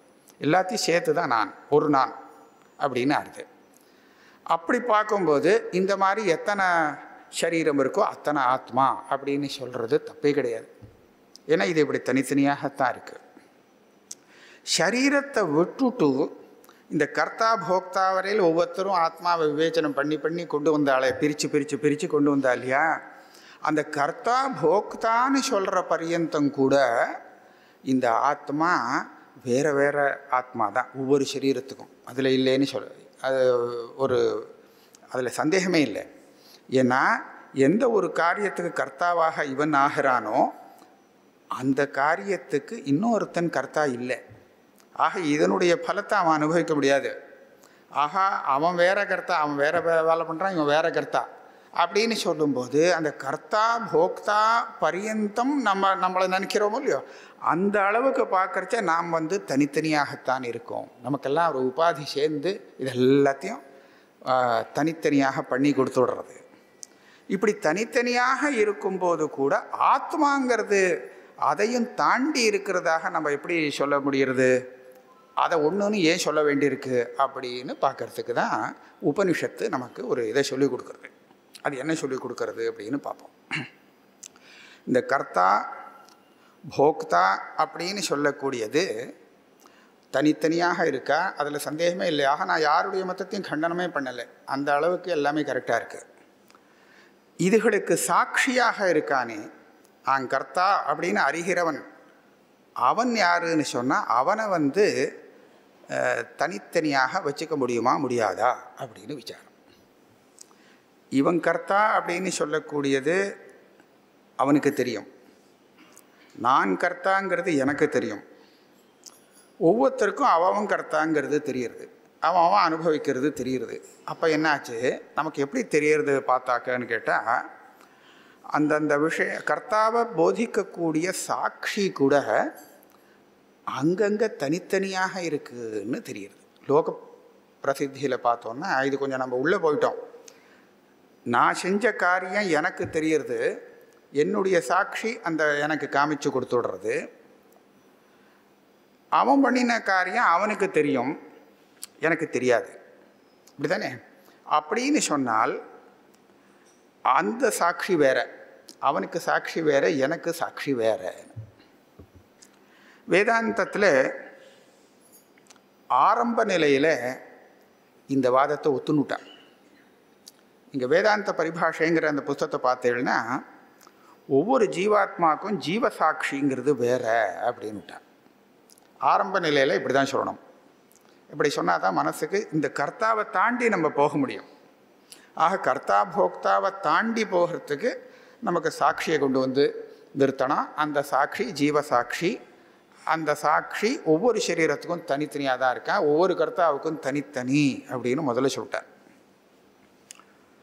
அதுக்கப்புறம் போய் பார்த்தாக்க இந்த சாட்சியை தனித்தனின்னு சொல்கிறதுக்கு காரணம் இல்லைங்கிறது கிடைக்கிறது. ஏன்னா இப்போ பாருங்க, இப்போ பல பானைகள் இருக்குது. பானைன்னு சொன்னால் நிச்சயமாக உள்ளுக்குள்ளே இடைவெளி இருக்கும். இடைவெளிங்கிறது தான் நமக்கு ஆகாசம். இந்த பானை குட்டி பானை, அது பெரிய பானை. இதில் இருக்குது, இதில் வந்து இடைவெளி சின்ன கொஞ்சமாக இருக்கும், அதில் நிறைய இருக்கும். அதுவும் நமக்கு தெரியுறது. அப்போ இந்த பானையில் உள்ள இடைவெளி வேறு, அந்த பானையில் உள்ள இடைவெளி வேறு அப்படிங்கிறத நம்ம நன்னா பார்க்குறோம். ஆனால் ஆகாசங்கிறது ஒன்றா வேறையா அப்படின்னு கேட்டால் நாம் என்ன பார்ப்போம்? என்ன சொல்கிறது? இந்த ஆகாசம் வேறு, அந்த ஆகாசம் வேறு அப்படின்னு சொல்லலாமா? நமக்கு தெரிகிறது ஆகாசம் ஒன்று அப்படின்னு. அது ஏன் அப்படி தெரிகிறது? எதை வச்சு நம்ம ஆகாசம் ஒன்றுன்னு கண்டுபிடிக்கிறோம்? இந்த பானையில் உள்ள ஆகாசம் இப்படி சின்னதாக இருக்குது, அந்த பெரிய பானையில் இருக்கிறது பெருசாக இருக்குது. அது ஒரு ஆகாசம், இது ஒரு ஆகாசங்கிறது இல்லைன்னு நம்ம எதை வச்சு சொல்கிறோம் அப்படின்னு கேட்டால், நாம் இங்கே சின்னது பெரியதுங்கிற விருத்தமான பல தர்மங்களை பார்க்குறோமே, பல குணங்களை பார்க்குறோமே. இந்த குணங்கள் எதை சேர்ந்ததோ அதுதான் வித்தியாசப்பட்டது. இது எதில் சேராததோ அது ஏன் இதனால் வித்தியாசப்படணும்னு நம்ம யுக்தி நமக்கு வேலை பண்ணுறது, நம்ம புத்தி அப்படி வேலை செய்கிறது. இந்த பானை சின்னதாக இருக்குது, அந்த பானை பெருசாக இருக்குது. அப்போ இந்த சின்ன பானை இருக்கிறதுனால சின்னதாக தெரிகிறது அந்த ஆகாசம். அது பெருசாக இருக்கிறதுனால அங்கே இடைவெளி பெருசாக தெரிகிறது. ஆக அந்த இடைவெளியில் வித்தியாசம் இல்லை. அதை புரிஞ்சுண்டு அப்படின்னா ஆகாசம் ஒன்று, இந்த பானையை வச்சு இது சின்னதாகவும் பெருசாகவும் தெரியுது அப்படிங்கிற ஒரு யுக்தியை வச்சுருந்தா நம்ம கண்டுபிடிக்கிறோம். இந்த யுக்தி நாம் கண்டுபிடிச்சோம் இல்லை, தார்க்கிகாலே சூத்திரத்திலே இப்படி தான் சொன்ன, நானா ஆத்மானஹா வியவஸ்தாதா அப்படின்னு சொன்னால் அந்த தர்மங்கள்லாம் இதுக்கு உண்டான தர்மம் அதுக்கு இல்லை, அதுக்கு உண்டான தர்மம் இதுக்கு இல்லை அப்படின்னு ஒரு வியவஸ்தை இருக்குது. இதுக்கு உண்டான சுகதுக்கங்கள் அதுக்கு அங்கே இல்லை, அங்கே உள்ளது இங்கே இல்லை, அதனால தான் இது வேறு அது வேறு. இந்த பானை வேறு அந்த பானை வேறு அப்படிங்கிறத நம்ம கண்டுபிடிக்கிறதுக்கே ஒரு ஒரு யுக்தி சொல்ல வேண்டியிருக்கான்.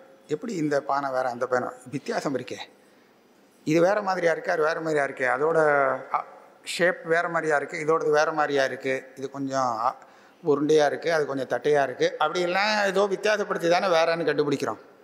இது வேறு அது வேறு அப்படின்னு கண்டுபிடிக்கணும்னா எது ரெண்டும் வெவ்வேறாக இருக்குமோ அந்த ரெண்டுலேயும் இருக்கக்கூடிய வித்தியாசமான ஒரு தர்மம், ஒரு காரணங்கள், ஒரு குணத்தை சொல்லணும்.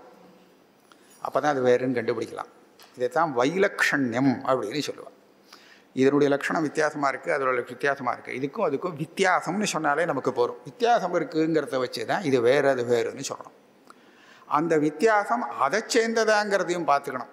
எதில் நாம் இதை சொல்கிறோமோ அதை சேர்ந்ததாக அந்த வித்தியாசம் இருக்கும் பட்சத்தில் அப்போ இது வேறு அது வேறுன்னு தீர்மானம் பண்ணுவோம்.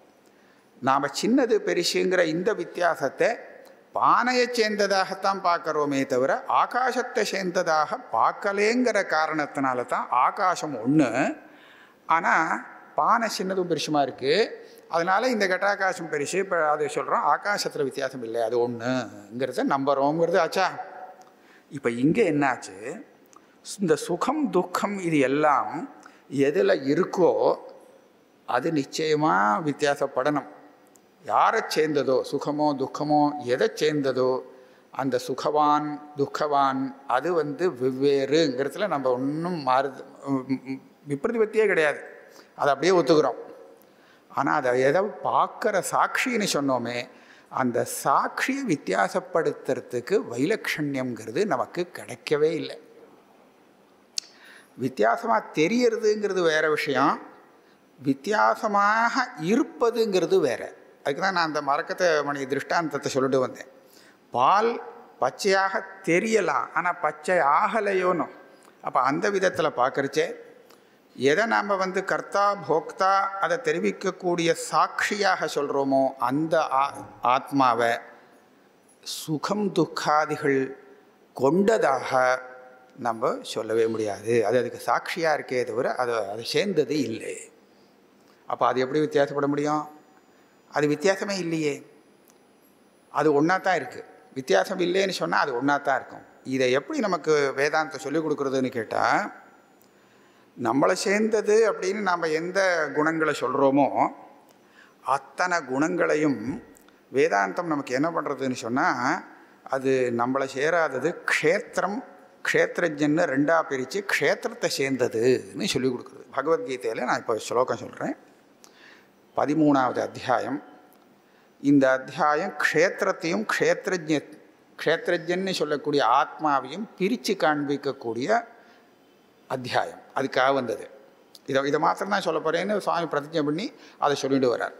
அங்கே சொல்லும்போது நமக்கு தெரியக்கூடிய விஷயங்களில் எது க்ஷேத்திரத்தை சேர்ந்தது, அதை பார்க்கக்கூடிய ஆத்மாவை சேர்ந்தது எது அப்படின்னு பிரித்து சொல்லிட்டு வர்றார். பார்க்குறதுக்கு என்னெல்லாம் சாதனா, என்னெல்லாம் குணம் வேணும் அதெல்லாம் வேற சொல்கிறார். அப்படி சொல்லும்போது இச்சா துவேஷா சுகம் துக்கம் சங்காதேதனா திருதி ஏதத் க்ஷேத்திரம் சமாசேன அப்படின்னு சொல்லிட்டார். அதாவது இந்த ஆசை, எனக்கு தானே ஆசை வருதுன்னு நம்ம நினைக்கிறோம் இல்லையா, அந்த ஆசையை க்ஷேத்திரத்தில் வருதுங்கிறார். நம்ம க்ஷேத்திரம்னா என்னங்கிறத புரிஞ்சுக்கணும். நம்ம க்ஷேத்திரங்கிற சப்தத்தை போட்டால் அவர் என்ன சொன்னார்னா, இதம் ஷரீரம் கௌந்தேய க்ஷேத்திரமித்யபிதீயதே. அவரே சொல்கிறார். இந்த இடத்துல க்ஷேத்திரம்னு சொன்னால் நீங்கள் அந்த க்ஷேத்திரம் இந்த க்ஷேத்திரம் அப்படின்றதுக்கு கூடாது. அந்த க்ஷேத்திரம் இல்லை, இந்த ஷரீரம். ஷரீரம்னு சொன்னால் என்னது? இது மாத்திரம் இல்லை, இந்த ஸ்தூலமாக தெரியக்கூடிய சரீரம் மாத்திரம் இல்லை. இந்த க்ஷேத்திரஜனுக்கு உபாதின்னு எதை சொல்கிறோமோ அது எல்லாமே இங்கே க்ஷேத்திரம்னு சொல்லப்படுறது. எது ஆத்மாவுக்கு உபாதியாக, ஆத்மாவை பிரிக்கக்கூடிய உபாதியாக அமைஞ்சிருக்கோ அது தேகமாக இருக்கலாம், நம்ம மனசாக இருக்கலாம், பிராணனாக இருக்கலாம். இது எல்லாம் இது க்ஷேத்திரம்னு இங்கே எடுத்துக்கணும். அப்படி எடுத்துக்கும்போது இந்த சுகம் துக்கம்லாம் எதை சேர்ந்தது அப்படின்னு பார்க்குறச்சே க்ஷேத்திரத்தை சேர்ந்ததுன்னு சுவாமி அங்கே சொல்லி கொடுக்குறார். அப்புறம் ஆத்மா எதுன்னு கேட்டால், இதை யார் பார்க்கிறானோ அவன். ஏதத் யோ வேத்தி தம் பிராகு க்ஷேத்ரஜ்ஞ இதி தத்வித. சுகம் வந்திருக்கு தெரியறதே, துக்கப்படுறோம் தெரியறதே அப்படின்னு பார்க்குறச்ச தெரியறதே, யாருக்கு தெரியறதோ அவன் தான் இங்கே ஆத்மா. அப்போ அவன் பார்க்கக்கூடிய சுகதுக்காதிகள்லாம் எந்த இடத்துல இருக்குது, எங்கே இருந்துன்னு தெரியறது? எங்கிட்ட இருந்துன்னு தெரியல, க்ஷேத்திரத்தில் இருந்துன்னு தெரியறது. ஆக க்ஷேத்திரம் ஆத்மா இது ரெண்டுக்கும் வித்தியாசம் இல்லாமல் ஒரு அத்தியாசத்தினால நமக்கு வந்ததாக தெரிகிறதே தவிர வாஸ்தவத்தில் அதில் இருக்கிறது வெளியில் தான் இருக்குது, ஆத்மாவில் இல்லை. அப்போ ஆத்மாவில் இல்லாத சுகதுக்காதிகளை கொண்டு ஆத்மாவை வெவ்வேறாக இருக்கணும் அப்படின்னு நம்ம சொல்கிறது எங்கேயாவது சரியாக வருமோ? ஆக மத்தவாதிகள், இப்போ சாங்கியாளாகட்டும் தார்க்கிகாளாகட்டும், இந்த சுகதுக்காதிகள்லாம் அவனவனுக்கு தனித்தனியாக இருக்குது அப்படிங்கிறதுனால ஆத்மா வேறாக இருக்கணும் அப்படின்னு ஒரு யுக்தியை சொல்கிறாளே, அந்த யுக்தியில் அவள் சொல்லக்கூடிய ஆத்மா இந்த ஆத்மா இல்லை அப்படின்னு தெரியுது. அவள் வேற ஒன்று ஆத்மான்னு, அதாவது தேகத்திலேருந்து பிரிஞ்ச வெளியில் வந்தாச்சு. அதுக்கு தாண்டி அதை தாண்டி அவள் நிரூபணம் பண்ணின அந்த ஆத்மஸ்வரூபம் அது கடைசி ஆத்மான்னு சொல்கிறதுக்கு இல்லை. அது ஒரு விசிஷ்ட ஆத்மஸ்வரூபந்தான், அது ஒரு விசிஷ்டாத்மா. அது தனித்தனியாக இருக்குதுன்னு சொன்னாலும் அந்த விசிஷ்டாத்மாவை தாண்டி இருக்கக்கூடிய ஒரு ஆத்மஸ்வரூபம், அது வேதாந்தம் சொல்லி கொடுக்கக்கூடிய ஆத்மஸ்வரூபம். அதில் வித்தியாசமே இல்லை. ஏன்னா அதில் வித்தியாசப்படுத்தக்கூடிய எந்த லட்சணமும் கிடையாது. இந்த சுகந்துக்கம் எது வித்தியாசப்படுறதுங்கிறத வச்சுட்டு அந்த ஆத்மாவை வேறுன்னு சொல்கிறோமோ அந்த காரணமான வித்தியாசமானது அதை சேர்ந்தது கிடையாதுன்னு உபனிஷத்தை நிரூபணம் பண்ணுறது. அப்போ இந்த நிரூபணத்திலேருந்து நம்ம என்ன கண்டுபிடிக்கலாம் அப்படின்னு கேட்டால், உபனிஷத்து நமக்கு போதிக்கக்கூடிய ஆத்மஸ்வரூபம் இருக்கே அது ஒன்று, அதில் எந்த வித்தியாசமும் இல்லை. அப்போ அந்த ஒரே ஆத்மஸ்வரூபம் இருக்கே, இதுதான் ஈஸ்வரனாகவும் இருக்குது, அதுதான் இங்கேயும் இருக்குது. எதே வேக தது அமுத்திர எது அமுத்திர தது அன்விக. இகன்னு சொன்னால் ஜீவாத்மா, அமுத்திர மேலே அது ஈஸ்வராத்மாவான். அமுத்திரன்னு சொன்னால் நம்ம மேலே அப்படியோ காமிக்கிறோம், இங்கே நான் இங்கே கீழே ஏதோ காமிக்கிறோம். கீழே மேலேங்கிறது கணக்கு இல்லை, ஆக ஜீவாத்மாவாக இருப்பதும் அந்த ஆத்மா தான், பரமேஸ்வரனாக இருப்பதும் அதே ஆத்மா தான். ஆனால் ஜீவாத்மாவாக இருக்கும்போது அந்த ஆத்மாவோட எந்த உபாதிகளை சேர்த்து நம்ம ஜீவாத்மான்னு பேசுகிறோம் அப்படின்னு கேட்டால், ஒரு மனசு, பிராணன், புத்தி, சரீரம், இது எல்லாத்தையும் சேர்த்து ஜீவாத்மான்னு சொல்கிறோம். அந்த ஆத்மாவுக்கு பேர் வருது. இதை நம்ம சுலபமாக சொல்லணும்னா, ஸ்தூல சரீரம், சூக்ஷ்ம சரீரம், காரண சரீரம், இந்த 3 சரீரத்தோடு சேர்த்து இந்த ஆத்மாவை நம்ம பார்க்கும்போது இது ஜீவாத்மான்னு பேர். மாயைங்கிறது இன்னொரு உபாதி. அந்த மாயைங்கிற உபாதியை வச்சுன்னு பார்க்கும்போது அந்த ஆத்மஸ்வரூபம் அது பரமேஸ்வரன், ஈஸ்வரஸ்வரூபம். அது எப்படி வேணாலும் இருக்கலாம் அப்படின்னு சொல்கிறோம். அந்த ரெண்டையும் சேர்த்து நம்ம அது ஒன்று இதுவும் ஒன்றுன்னு சொல்லவே கூடாது. ஆனால் எந்த ஒரு ஆத்மா பரமாத்மாவாகவும் இருந்துட்டுருக்கு, ஒரு உபாதியோடு சேர்ந்து ஜீவாத்மாவாகவும் ஒவ்வொரு சரீரத்திலையும் இருந்துகிட்ருக்கோ, அந்த ஆத்மாவை பற்றி பேசினோன்னா அதுதான் அத்வைத்தம் அப்படின்னு சொல்கிறது. அது ஒன்று தான். இதோடு அத்வைத்தம் முடிஞ்சு போச்சா அப்படின்னு கேட்டால், நான் ஒரு 5 நிமிஷத்தில் இன்னொன்று முடிச்சு விட்றேன். இதோட முடியலை. நமக்கு என்ன வேணும் அப்படின்னு கேட்டால், இந்த ஆத்மஸ்வரூபம் ஒன்றுன்னு சொன்னால், அப்போ இதை தவிர்த்து மற்றது இருக்கா இல்லையா? மற்ற விஷயங்கள் எதுக்கு அனாத்மா அப்படின்னு சொல்லி, இது ஆத்மான்னு நான் சொன்னேன்னா இதை தவிர்த்து பாக்கி எல்லாமே அனாத்மா அப்படின்னு சொல்லலாம் இல்லையா? அப்போ ஆத்மா ஒன்று, அனாத்மா எத்தனை? கணக்கே சொல்ல முடியாது, அத்தனை. அப்படி தானே?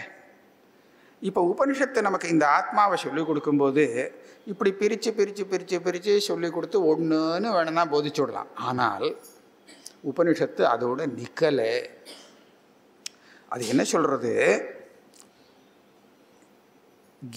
நான் இதை தான் ஆரம்பத்தில் சொன்னேன், கியாத்தே துவைத்தம் ந வித்யதே அப்படின்னு ஆரம்பித்தேன்னா, இந்த ஆத்மஸ்வரூபத்தை தெரிஞ்சுண்டாச்சுன்னா அப்போ இந்த அனாத்மா இத்தனை இருக்குதுன்னு சொல்கிறோமோ இல்லையோ, இந்த அனாத்மா இத்தனை இருக்குங்கிறத நம்ம எங்கே இருந்துட்டு பேசணுன்னா, ஆத்ம ஜானியாக இருந்துட்டு பேசலை, அங்கே இருந்துட்டு பேசலை, அஜ்ஞானியாக இருந்துட்டு பேசுகிறோம் இல்லையா? அப்போ இங்கே இருக்கிறச்ச இது தெரியறது, இது எல்லாமே இந்த ஆத்மஸ்வரூபத்தை அவன் உணர்ந்தான்னு சொன்னால், இதை புரிஞ்சுனுட்டான்னு சொன்னால், அப்போ இது இருக்காது அப்படின்னு சொல்கிறது. இதை தெரிஞ்சுண்டா அது இருக்காது அப்படின்னு சொன்னால், இது தெரியாட்டா தானே அது இருக்கும்னு ஆகும். இதை தெரிஞ்சால் அது இருக்காது, அப்போ இது தெரியாமல் இருந்தால் தான் அது இருக்கும் அப்படின்னு அர்த்தம் இல்லையா?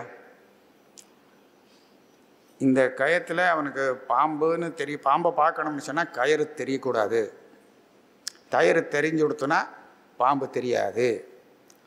அப்படின்னா பாம்பு தெரியணும்னா கயிறு தெரியாமல் இருக்கணும். அதுதானே அஜ்ஞானம் இல்லையா? அங்கே நாம் அஜ்ஞானம்னு எதை வேணாலும் சொல்லிக்கலாம். அந்த கயிறுங்கிறது தெரியாது போச்சு, அதான் ஏமாந்து போனா அப்படின்னு சொல்லிக்கலாம். ஆனால் நமக்கு இந்த ஆத்மா தெரிஞ்சு கொடுத்தனா இந்த உலகம் தெரியாதுன்னு சொல்கிறச்சே, இந்த ஆத்மா தெரியாததுனால உலகம் தெரியறது அப்படின்னு நம்ம வச்சுட்டோமானால், இந்த ஆத்மா இப்போ தெரியாமல் இல்லையே.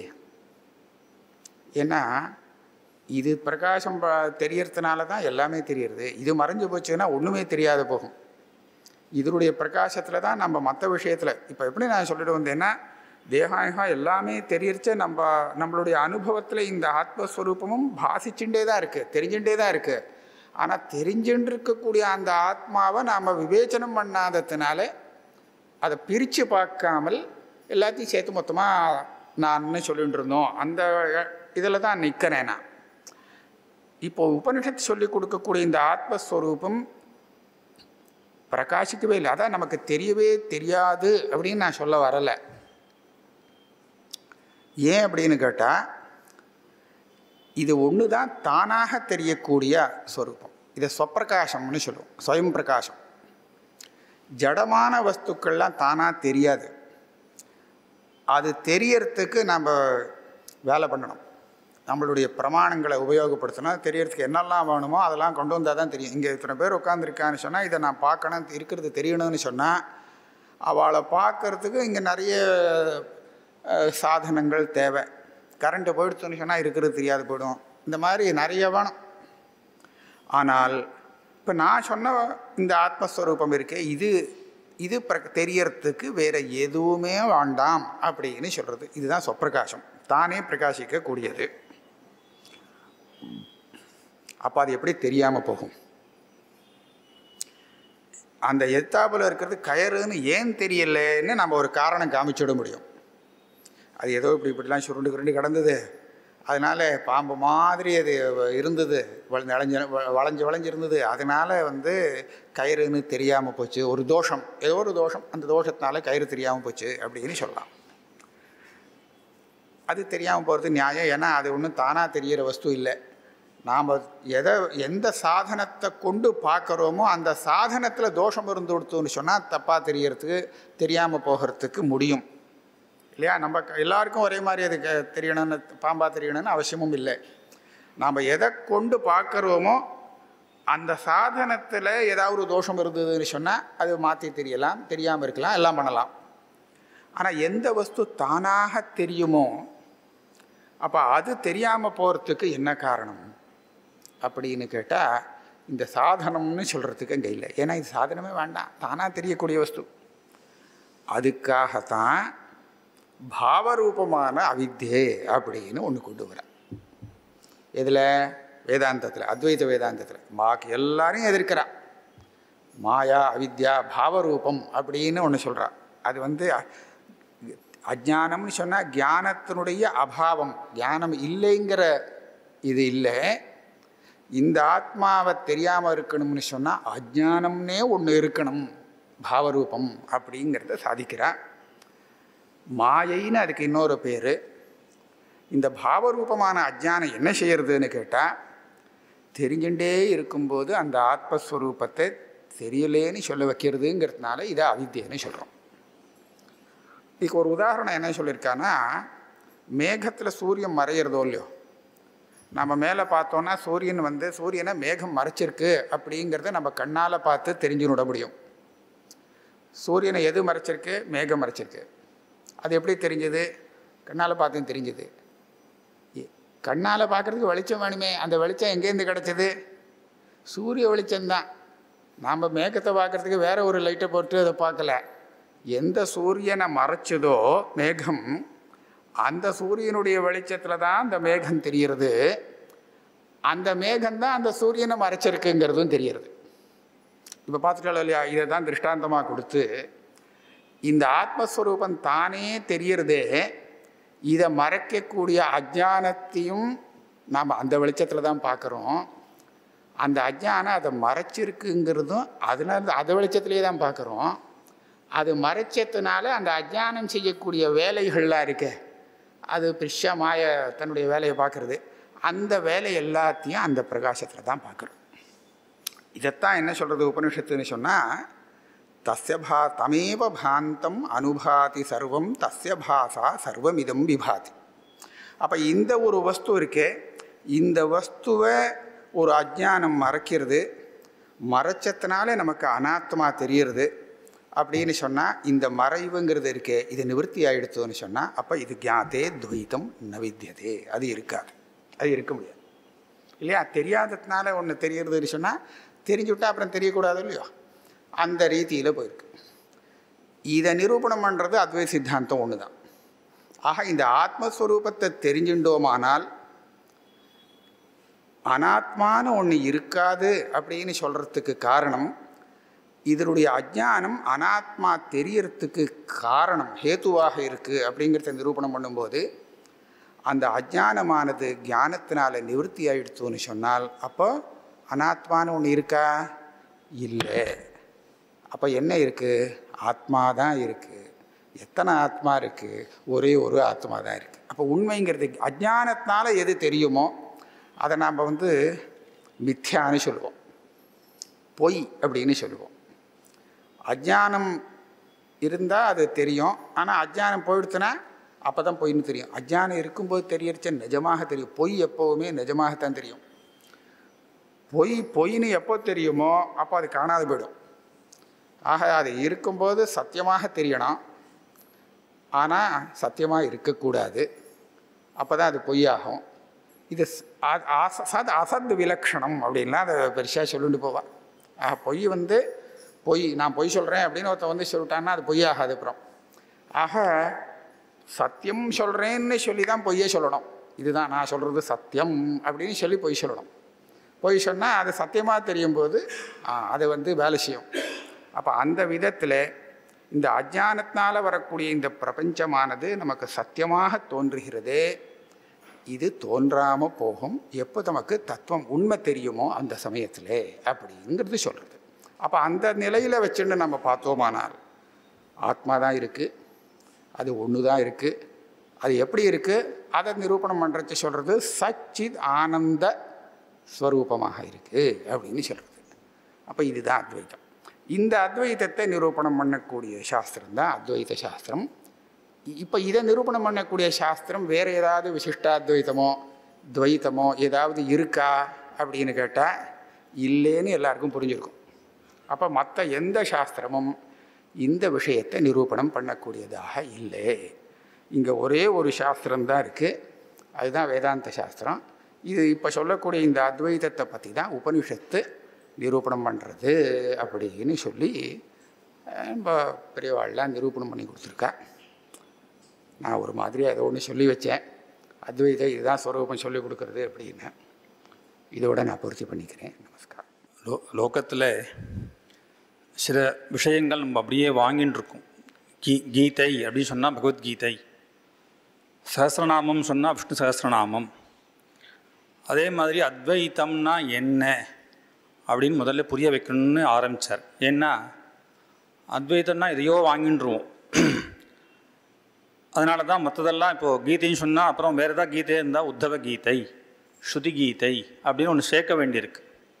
லலிதா சஹஸ்ரநாமம், சிவசஹஸ்ரநாமம் அப்படின்னு சேர்க்க வேண்டியிருக்கு. அத்வைதத்துலேயும் அப்படி தான் இருக்குது. சிவாத்வைத்தம், விசிஷ்டாத்வைத்தம் இந்த மாதிரி ஒன்று சேர்க்க வேண்டியிருக்கு. அப்போ வெறும் அத்வைத்தம்னு சொன்னால் நம்ம என்ன புரிஞ்சுக்கணும் அப்படிங்கிறத ரொம்ப அழகாக ஆரம்பித்தார். அப்போது ஆத்மாத்வைத்தம் அப்படிங்கிறது தான் அத்வைத்தங்கிற சப்தத்தினால. அப்போ எதை விட ரெண்டாவது இல்லை, எதுதான் வாஸ்தவத்தில் இருக்குது அப்படின்னு சொல்லும் பொழுது ஆத்மா தான் வாஸ்தவத்தில் இருக்குது, அதை காட்டிலும் இரண்டாவதாக ஒன்று இல்லை அப்படிங்கிறது தான் அத்வைத சாஸ்திரத்தினுடைய லட்சியம். அதை சொல்வதற்காக இந்த சாஸ்திரம் வந்திருக்குன்னு ஆரம்பித்து அதில் நமக்கு இன்றைக்கி வாஸ்தவமாக அத்வைதத்தினுடைய ஒரு இன்ட்ரொடக்ஷன், அறிமுகம் அப்படிங்கிறதுனால சார் ரொம்ப உள்ளெல்லாம் போகவே இல்லை. அதனால் இது தனித்தனியாக அடுத்து மேற்கொண்டு வரக்கூடிய இந்த லெக்சரில், இந்த என்டோமெண்ட்க்கு வரக்கூடிய லெக்சரில் அவருக்கு சொன்னபடி பிரஸ்தானத்ரயத்திலையும் அத்வைதம் எப்படி சொல்லப்பட்டிருக்கு அப்படிங்கிறத மேலே விரிவாக சொல்லும்பொழுது ஒவ்வொரு உபனிஷத்துலேயும் இந்த விஷயத்தை எப்படி தீர்மானம் பண்ணுறா, பிரம்மசூத்திரங்களுக்கு எப்படி அர்த்தம் பண்ணியிருக்கா பகவத்பாதால், இதுதான் லட்சியம். அதனால் மற்ற மதத்தில் இருக்கக்கூடியவாளும் இதே தான் சொல்கிறா. அவளுக்கும் பிரமாணம் என்ன அப்படின்னா பிரஸ்தானத்ரயம் தான்.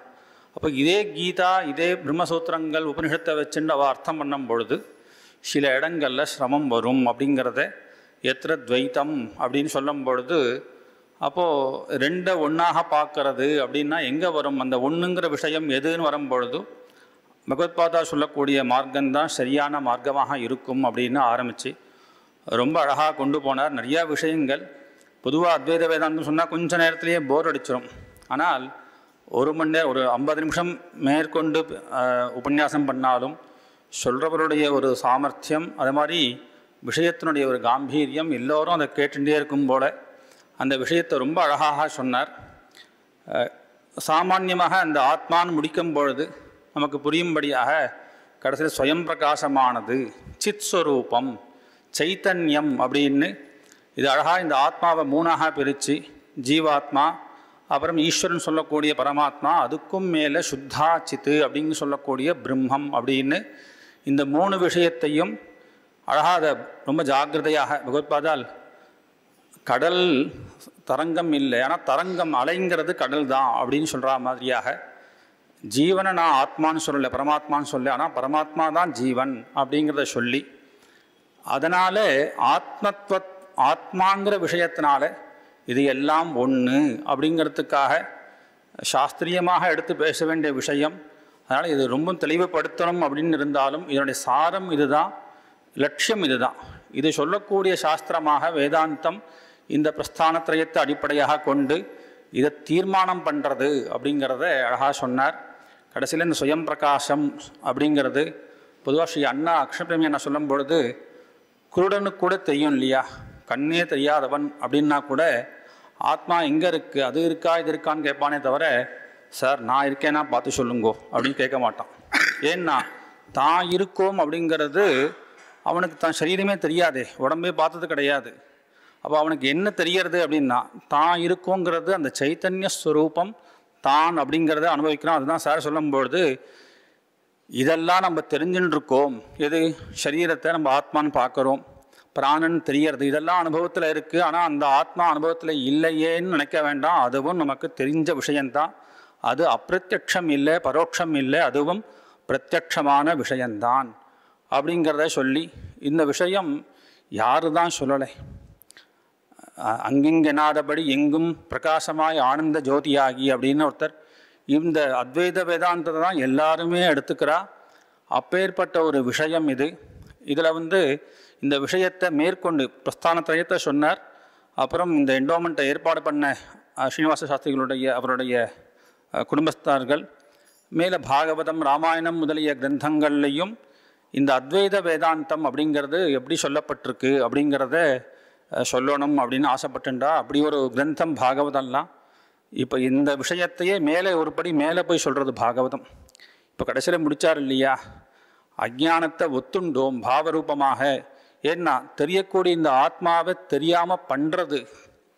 அப்போது இருக்கக்கூடிய விஷயத்தை வாஸ்தவம் அது ஒன்று தான் இருக்குது, இருந்தாலும் அது இல்லாத மாதிரி தெரிய வைக்கிறதுக்காக ஒரு விஷயம் இந்த அஜ்ஞானம் அப்படிங்கிறது. அதை பாகவதத்தை சொல்லும்பொழுது, அஜ்ஞான சம்ஞோ பவபந்த மோட்சோ தௌ நாம நானியோஸ்த ஹிருதஜ்ஞ பாவாத்து என்று பவம் பந்தம் அப்படிங்கிறதே அஜ்ஞானத்தினால் ஏற்படுத்தப்பட்ட விஷயந்தான். அதனால் பந்தமும் கிடையாது, மோட்சமும் கிடையாது. நமக்கு ஜீவன் பந்தப்பட்டுட்டான் அப்படிங்கிறதோ இல்லை அதுலேருந்து விடுதலை ஆயிட்டான் அப்படிங்கிறதே வாஸ்தவத்தில் என்ன அப்படின்னால் அதுவும் பொய் தான். ஏன் அப்படின்னா அதுக்காக தான் இந்த சாஸ்திரம். அஜ்ஞானத்தினால பந்தப்பட்டா மாதிரி இருக்குமே தவிர வாஸ்தவத்தில் பந்தப்படலை. ஏன்? ஆத்மா ஒன்றுன்னு தீர்மானம் பண்ணிட்டாரே. அப்போது ஒரே ஆத்மா பந்தப்பட்டிருக்குன்னு எப்படி சொல்ல முடியும்? அப்போ யார் விடுதலை கொடுக்குறா அவருக்கு? அப்போ பந்தப்பட்டா மாதிரியாக இருக்கக்கூடிய காலத்தில் இவன் ஜீவாத்மா அப்படின்னு சமப்பட்டுருக்கான். எப்போ விடுதலை ஆயிட்டானோ அவன் பிரம்மமாக ஆயிடுறான், பிரம்மீபூதன்னு சொல்கிறோம். அப்படிங்கிற இந்த வேதாந்த சாஸ்திர விஷயங்களை ரொம்ப தெளிவாக நமக்கு புரியும்படியாக கையில் இருக்கக்கூடிய நெல்லிக்கனி மாதிரியாக நமக்கு வழங்கிய டாக்டர் மணிதிராவிட சாஸ்திரிகளுக்கு கல்லூரி முதல்வர் சார்பாக அவருடைய இயலாமையினால் கல்லூரி சார்பாகவும் இந்த என்டோமெண்ட்டை ஏற்படுத்தின டாக்டர் கே ஸ்ரீனிவாசன் அவருடைய ஞாபகார்த்தமாக இந்த என்டோமெண்ட் ஆரம்பிச்சிருக்கு. இந்த என்டோமெண்ட்டில் 2 விஷயம் ஏற்பாடு பண்ணியிருக்கா. ஒன்று இந்த மாதிரியான அத்வைத விஷயமான உபன்யாசம், மற்றொன்று காதுக்கு செவிக்கு சாப்பாடு மட்டும் இல்லை, வயிற்றுக்கும் சாப்பாடு வேணும் அப்படின்னு குமார போஜனம் அப்படிங்கிறதையும் ஏற்பாடு பண்ணியிருக்கா இந்த என்டோமெண்ட் மூலமாக. அதனால் எல்லோரும் அதையும் பிரசாதத்தையும் எடுத்துண்டு இந்த நிகழ்ச்சியானது வருஷா வருஷம் நடக்கும், அதிலையும் கலந்துக்கணும்னு கேட்டுண்டு இந்த உபன்யாசத்தை நமக்கு பண்ணி கொடுத்த எங்கள் கல்லூரி ஆசிரியருக்கு கல்லூரி சார்பாக மரியாதை பண்ணுறோம்.